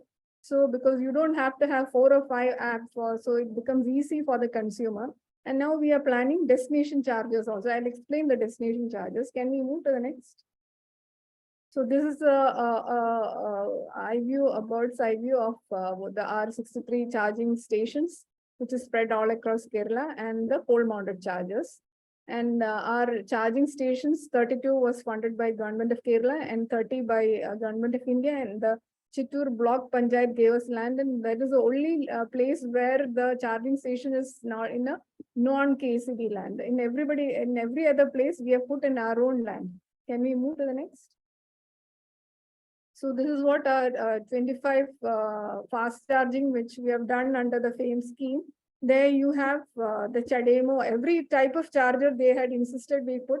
Actually, for the CHAdeMO, there is no vehicle, but since Government of India subsidy requests that we put that, we have put even CHAdeMO charger there. Otherwise, CCS2 is the charger which is usually used by all the vehicles. So can we move to the next? This is a slow charging station, again under FAME 2. Here you can have the old vehicles charging, E2 plus Everito, the older vehicles can be charged here. Now, can we move to the next? These are the 32 stations we have put under the Government of Kerala fund. Here you have enough 2 guns of CCS2, which is the usual charging guns which are required for most of the vehicles now. Can we move to the next? And from procuring 6 EVs in 2016, now in 22, we procured 65 EVs for our use in KCB, and we have replaced IC engines which are over 30 years old. So can we move? So next is can we move to the next slide? See these pole mounted charging stations, it is actually the pride of KCB because it's an innovative project. Nowhere in India it has been done. I think now Delhi is doing it. Otherwise, nobody had used the distribution poles like we did. And the number of transactions which has happened since the last 1 year is, see, 30,000 transactions has already happened in our pole mounted chargers. You'll find it all over the place on the roadside. And fast chargers, we have got over 41,000 transactions has happened. Now we have a common mobile app also, so that you don't have to use 5 or 6 different apps for the KCB charging stations. You can use the common app called the KE map. So this is already launched now. Okay, can we move to the next one?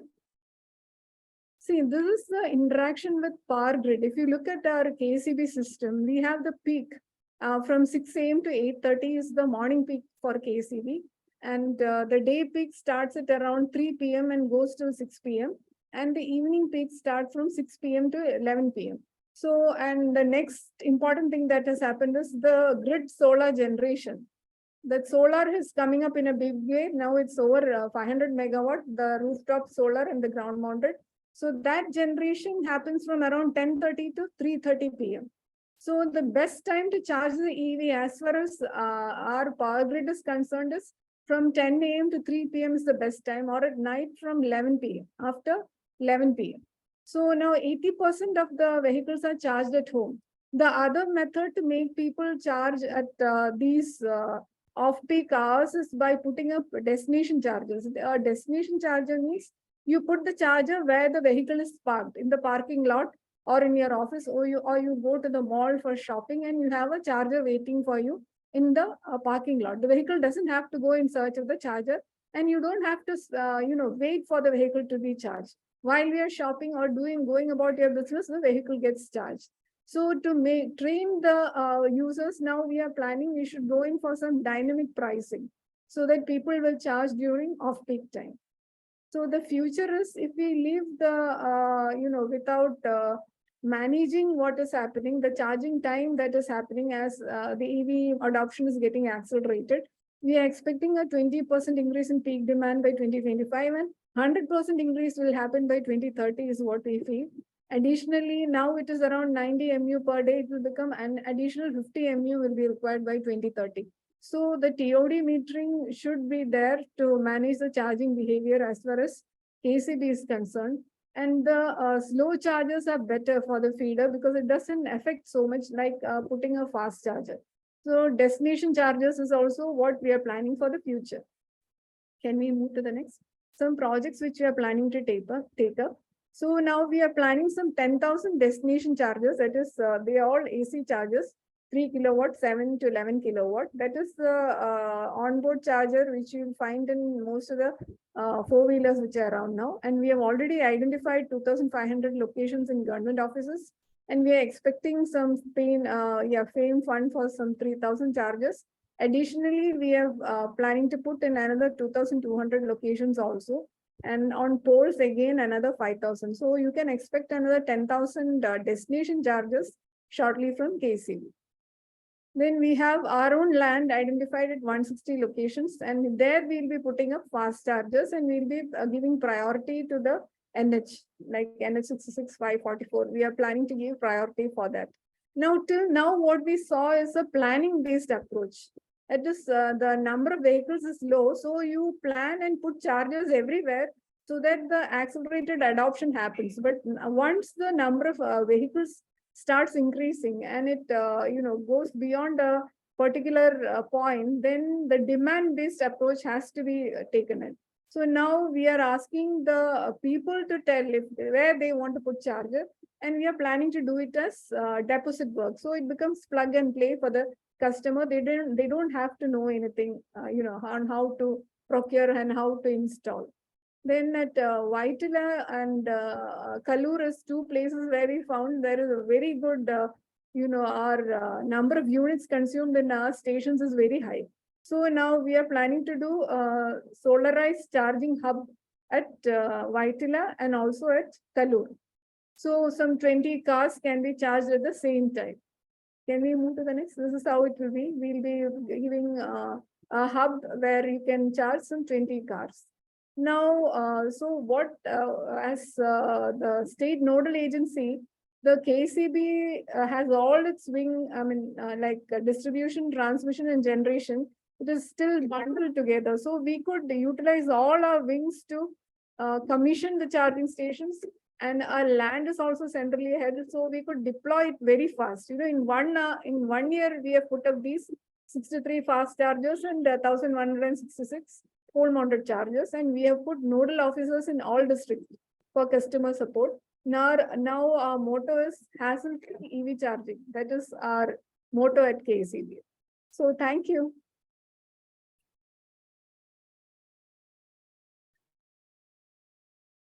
Thank you so much, Sridevi ma'am, for sharing such detailed insights on the work that KCB is doing. It was really interesting to know about the apps and what the portals that we can access as well.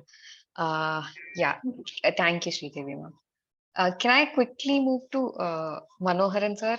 Sir, are you able to hear me? Okay. Yes, sir. So I'll quickly introduce sir's profile. Manoharan sir has been working with Anert for the past 29 years. He has immense experience. In a way, he's a pioneer in all the conversations that we have already had. So he is the head of e-mobility cell and the technical manager at Anert.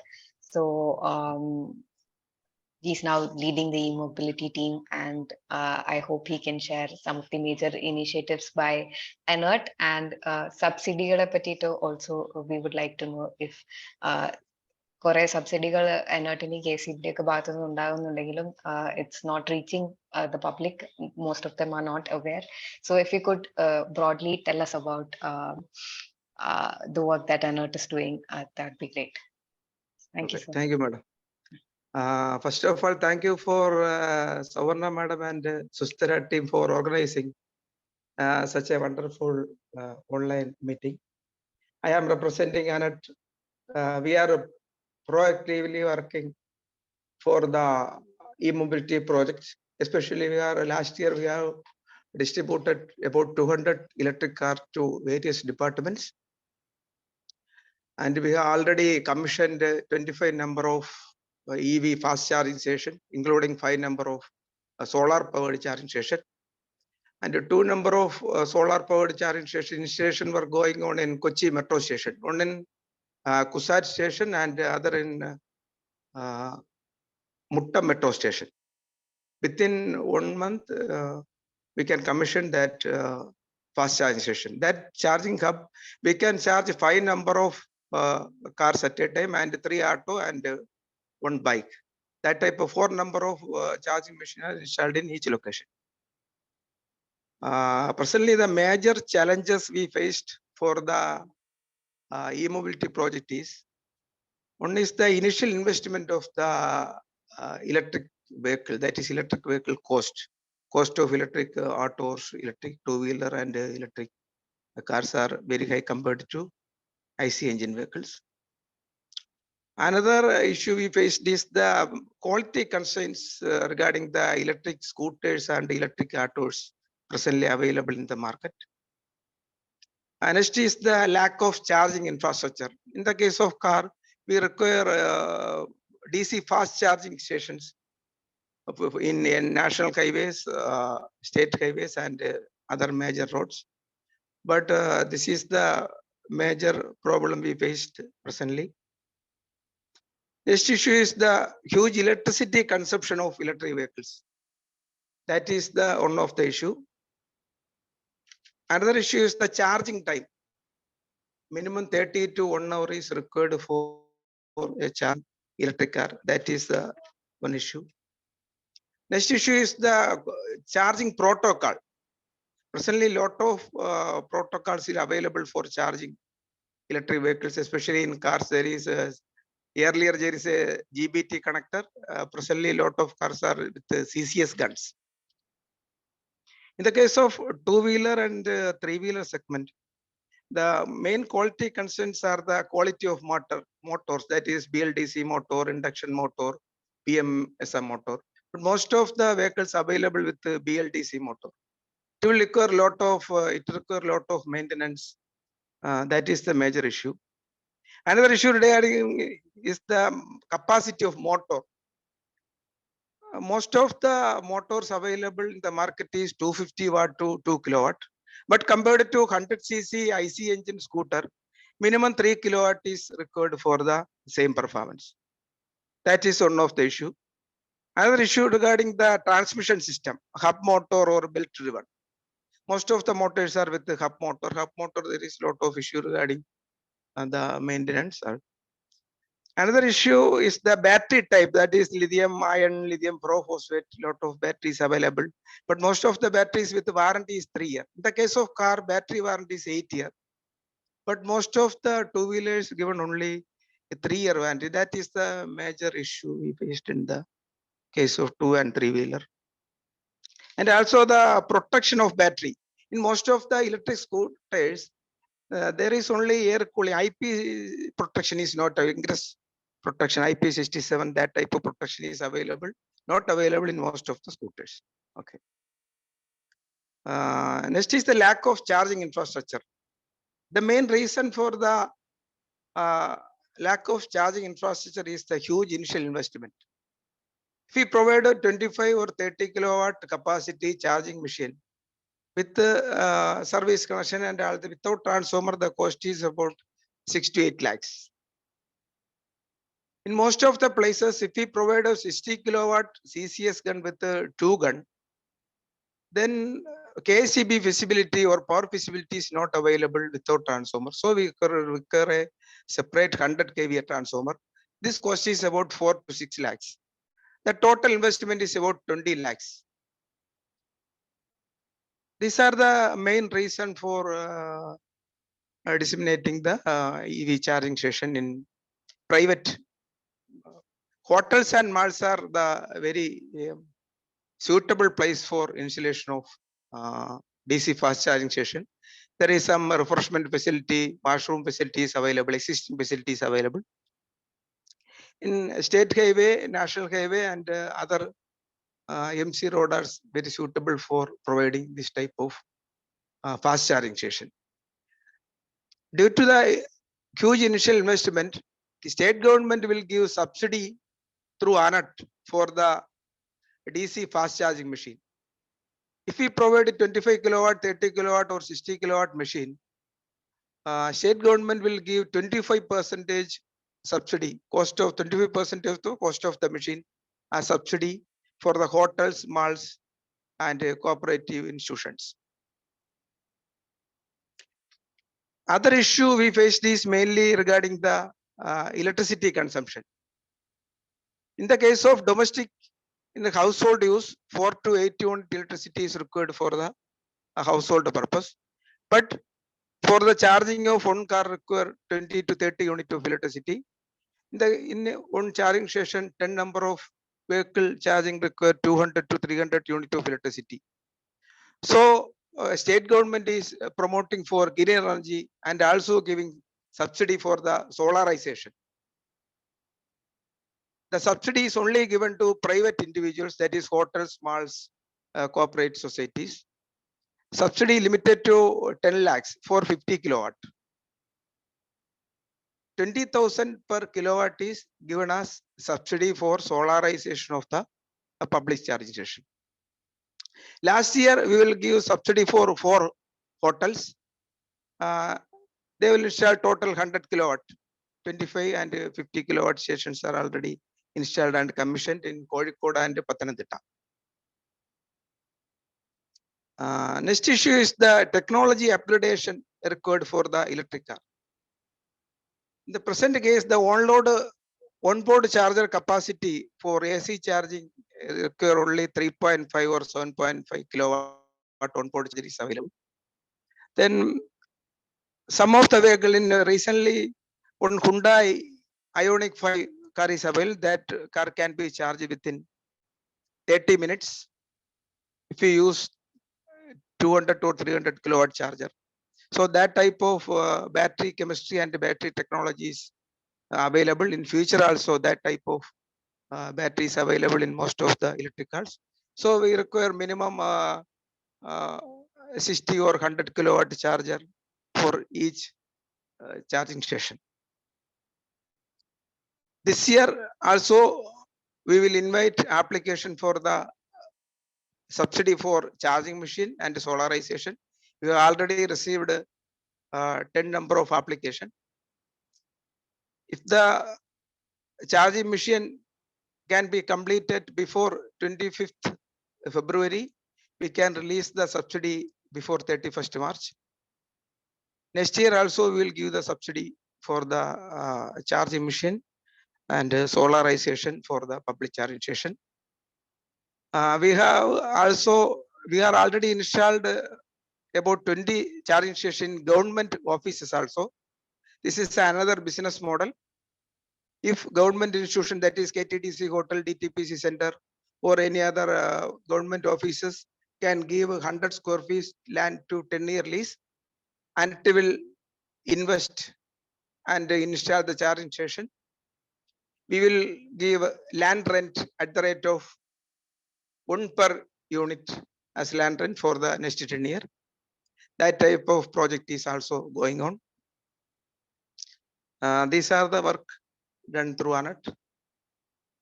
Okay, due to time constraint. Thank you, sir. Thank You so much for sharing your insights about the work that ANAT is doing. Thank you, sir. Next we have Reggie Sahar എന്ന് പറഞ്ഞിട്ട് നമ്മുടെ electric vehicles owners association കേരളയുടെ state president Reji സഹാർ നമ്മുടെ കൂടെ ഉണ്ട്. അപ്പോൾ സാറിനോട് എനിക്ക് ചോദിക്കാനുള്ളത് 2-3 കാര്യങ്ങളാണ് ഈ ഡിസ്കഷനിൽ പോയിന്റ്സ് ആയിട്ട് കൊണ്ടുവരാനുള്ളത്. ഈ ഇവോക്ക് എന്ന് പറഞ്ഞ electric vehicles owners association Kerala തുടങ്ങാനുണ്ടായ ഒരു സാഹചര്യത്തെ പറ്റിയിട്ട് സാർ ഒന്ന് ഡീറ്റെയിൽ ഔട്ട് ചെയ്താൽ നന്നായിരിക്കും. അത് മാത്രമല്ല ഒരു EV ഓണർ അസോസിയേഷൻ എന്ന് പറയുമ്പോൾ നിങ്ങളുടെ ഇനിഷ്യേറ്റീവ്സ് എന്താണ്, ഇവരെല്ലാരെയും ഒരുമിച്ച് കൊണ്ടുവന്നിട്ട് നിങ്ങളുടെ പ്രവർത്തനങ്ങൾ എന്താണ് എന്നുള്ളത് കൂടി പറഞ്ഞു തന്നാൽ നല്ലതായിരിക്കും. ആൻഡ് കേരളത്തിൽ ഒരു EV ഓണർ ആയിട്ട് ഉള്ള സാഹചര്യത്തിൽ എന്തൊക്കെ ചാലഞ്ചസ് ആണ് സാർ ഫേസ് ചെയ്യുന്നത്?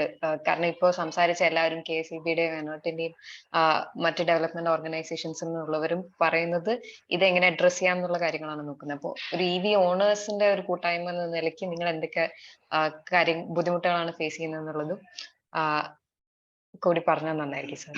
ഓൾസോ ജസ്റ്റ് ഒരു കാര്യം കൂടി, അങ്ങനെ ഒരു ചാലഞ്ചസും ബുദ്ധിമുട്ടുകളും ഉണ്ടെങ്കിൽ കൂടി ഒരു EV എടുക്കണമെന്നും അത് പ്രൊമോട്ട് ചെയ്യണമെന്നും ഉള്ള ഒരു ചിന്ത സാറും സാറിന്റെ ഗ്രൂപ്പിലുള്ളവർക്കും ഇത്ര സ്ട്രോങ് ആയിട്ട് ഉണ്ടാവാൻ കാരണം എന്താണെന്ന് കൂടി ഒന്ന് അഡ്രസ് ചെയ്താൽ നന്നായിരിക്കും.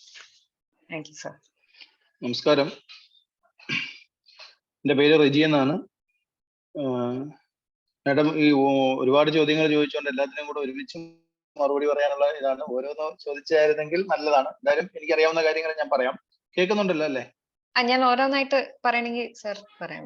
ഏത് അപ്പം ആദ്യമേ നമ്മുടെ ഈ ഗ്രൂപ്പ് ഇങ്ങനെ ക്രിയേറ്റ് ചെയ്യാനുള്ള കാരണം എന്ന് പറഞ്ഞാൽ ഇലക്ട്രിക് വെഹിക്കിള് ഞങ്ങള് പല സ്ഥലത്ത് പലരാണ് വണ്ടി എടുക്കുന്നത്. പക്ഷെ ഈ വണ്ടി എടുത്തിട്ട് ആദ്യ സമയങ്ങളിൽ ഇത് എവിടെ എല്ലായിടത്തും ചാർജിങ് കാര്യങ്ങളൊന്നുമില്ല.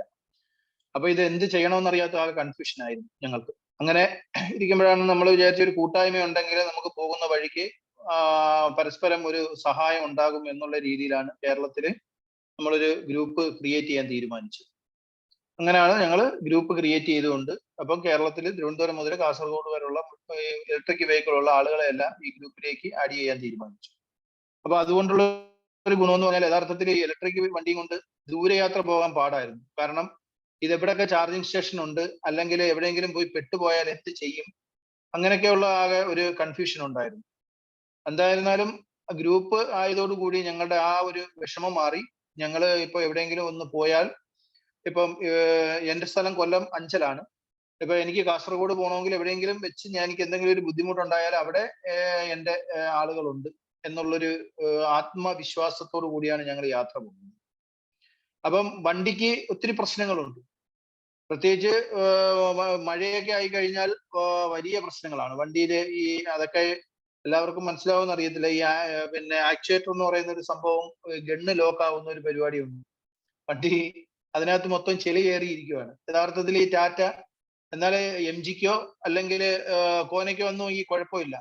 ടാറ്റയുടെ വണ്ടിയുടെ ടയറിന്റെ മുകൾ ഭാഗത്താണ് ഈ ഗണ്ണ് കുത്തുന്നത്. അതിനകത്ത് ആക്ച്വേറ്ററിനകത്ത് വണ്ടി ഇങ്ങനെ ഓടുമ്പോഴത്തേന് ചെളി കയറി അങ്ങ്. അപ്പം അത് ഓട്ടോമാറ്റിക്കായിട്ട് ലോക്കും അൺലോക്കും ആവത്തില്ല, ഗണ്ണ് ഊരാൻ പറ്റത്തില്ല. അങ്ങനെ ഒരുപാട് പേര് കിടന്ന് വിഷമിച്ചിട്ടുണ്ട്. എന്തായിരുന്നാലും ഇപ്പം അവരോട് ഞാൻ യഥാർത്ഥത്തില് അതിന് പകരം ആ ടയറിന്റെ കീഴില് ഞങ്ങൾ ഒരു മഡ്ഫ്ലാപ്പ് കട്ട് ചെയ്ത് കയറ്റി വെക്കുമായിരുന്നു. കാരണം അകത്തോട്ട് ചെളി അടിക്കാതിരിക്കും. അപ്പൊ അത് അവര് മനസ്സിലാക്കി. ഞാൻ ഇവിടുന്ന് കേരളത്തിൽ നിന്ന് ഞങ്ങൾക്ക് 2 പേർക്ക് അവരുടെ പ്ലാന്റ് സന്ദർശിക്കാനുള്ള ഒരു അവസരം കിട്ടി ടാറ്റയുടെ പൂനെയിൽ. ഞാനായിരുന്നു യുവക്കിന്റെ പേര്. അപ്പൊ അവിടെ ചെന്നപ്പോ ഞങ്ങൾ ഈ കാര്യങ്ങളെല്ലാം പറഞ്ഞായിരുന്നു. സാർ ഒത്തിരി ബുദ്ധിമുട്ടുകളുണ്ട് എന്ന് പറഞ്ഞപ്പം അത് നമ്മൾ ചെയ്തത് കൊണ്ട് അവർക്ക് ഇനി ഞങ്ങൾ ചെയ്തത് പോലെ ചെയ്താൽ നാണക്കേടാവുമല്ലോ എന്ന് വിചാരിച്ചാൽ ചെറിയ ബോക്സ് ഉണ്ട് അതിനകത്ത്. അത് അതിലും കോടാലിയായി. കാരണം ആ ബോക്സ് നല്ലപോലെ ഒന്ന് ജാമായി പോയാൽ ഇത് ഓട്ടോമാറ്റിക്കായിട്ട് ലോക്കും അൺലോക്കും ആവും. നേരത്തെ നമ്മൾ കൈകൊണ്ട് അത് അങ്ങോട്ടും ഇങ്ങോട്ടും ആക്കാൻ പറ്റുമായിരുന്നു. ഇപ്പം അത് അവിടെ കിടന്നിട്ട് സർവീസ് സെന്ററിൽ നിന്ന് ആള് വരേണ്ട ഒരു അവസ്ഥയിലേക്ക് വന്നു. എന്തായാലും ഇപ്പൊ മഴ മാറി, ഇനി അടുത്ത മഴയ്ക്കാണ് ആ പ്രശ്നം ഉണ്ടാവുന്നത്. ഈ വരുന്ന പുതുതായിട്ട് മാക്സ് ഉൾപ്പെടെ വന്നിട്ട് പോലും അത് നല്ല രീതിയിൽ ചെയ്യാൻ പറ്റിയില്ല. എന്നാൽ BYD പോലുള്ള വണ്ടികൾ കുറച്ചേ ഇറങ്ങിയിട്ടുള്ളെങ്കിലും അതിനൊന്നും ഈ പ്രശ്നം.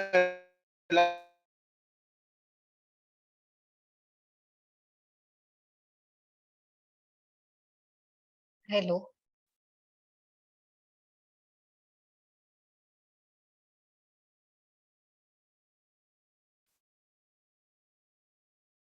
Hello.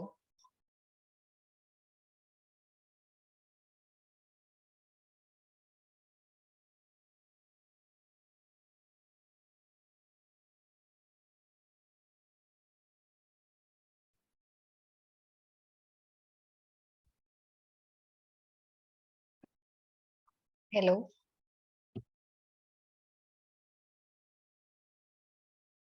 Sir, mute on. Rajeev. ഇപ്പോഴാ സാറേ? ഇടയ്ക്ക് കേൾക്കുന്നില്ലായിരുന്നു.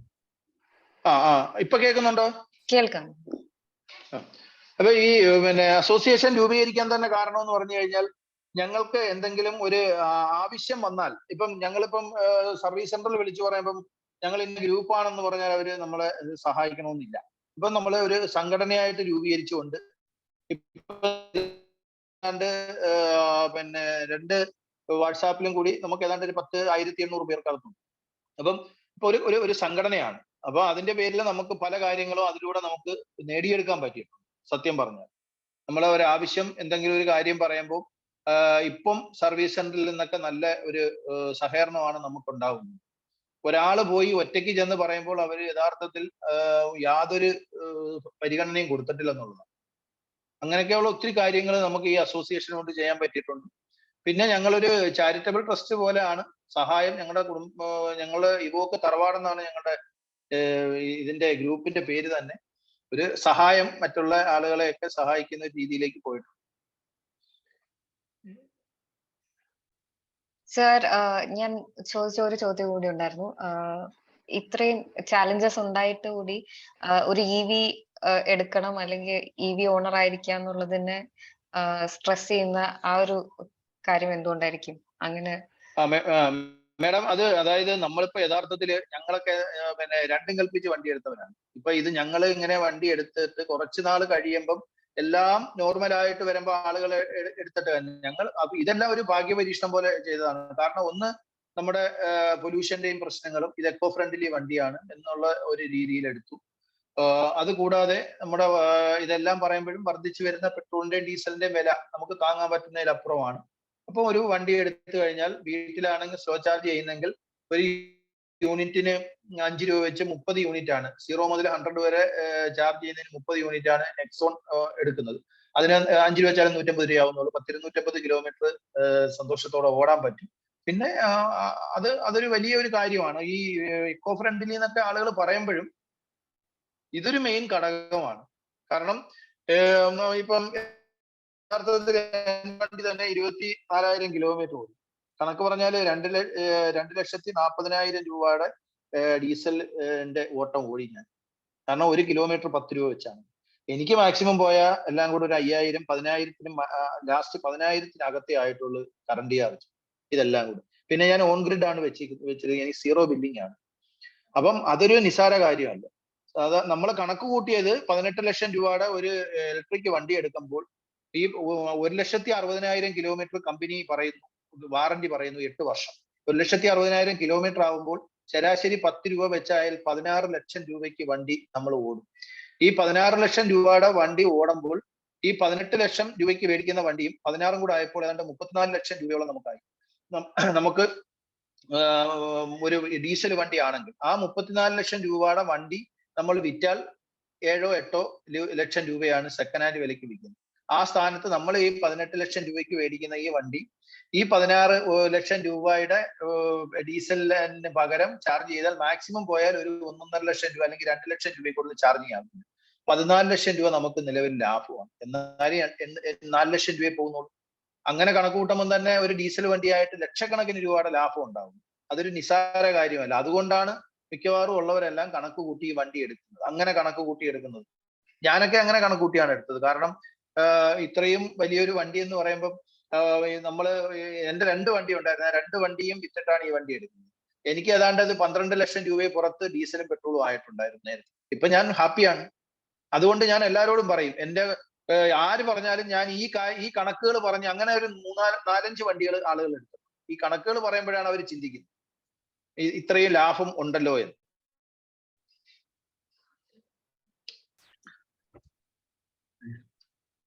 Thank you sir.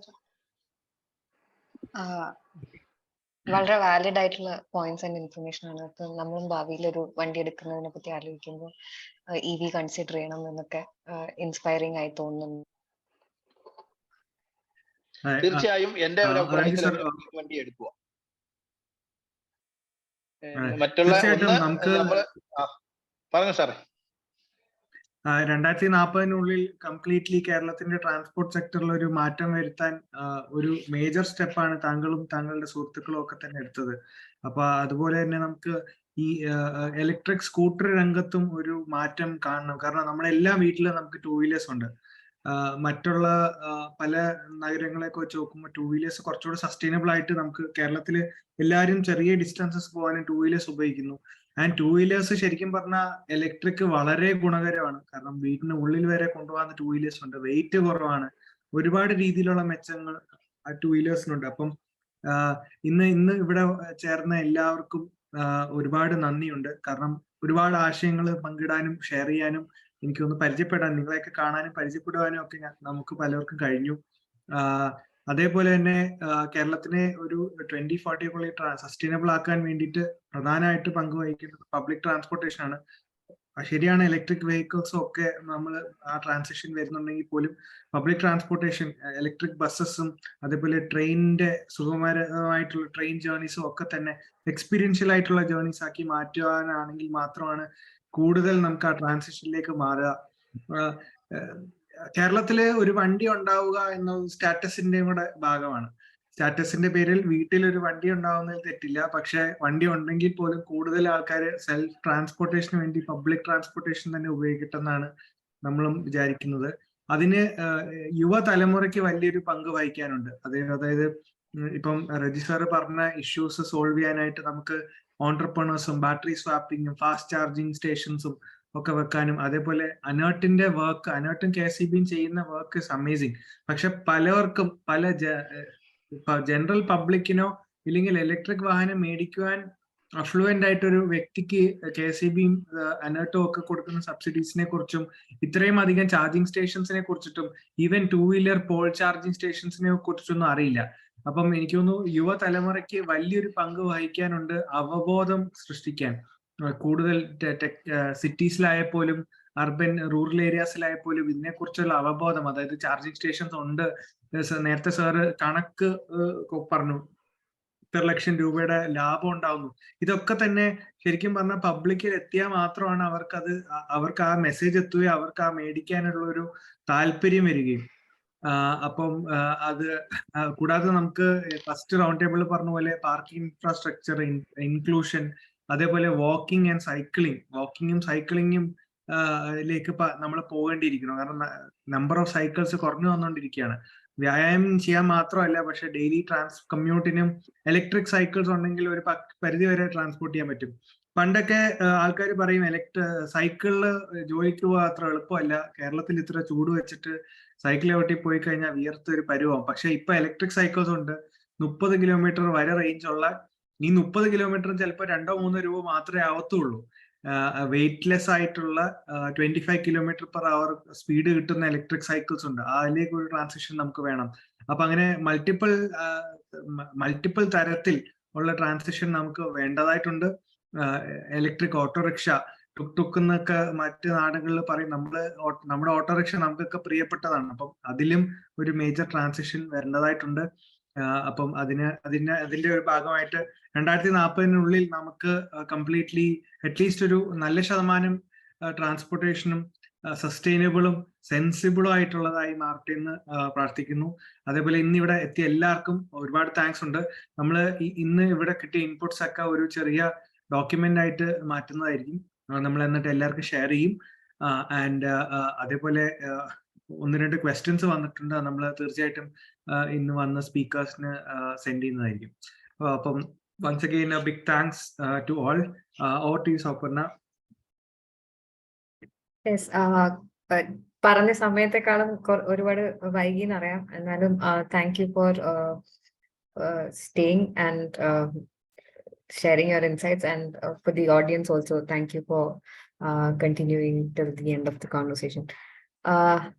Thank you, Reggie sir, Manoharan sir, Sridevi ma'am, Firoz sir, conversation ellarkum. Thank you for staying for this long, and thank you for your wonderful insights. Thank you and have a good night. Thank you.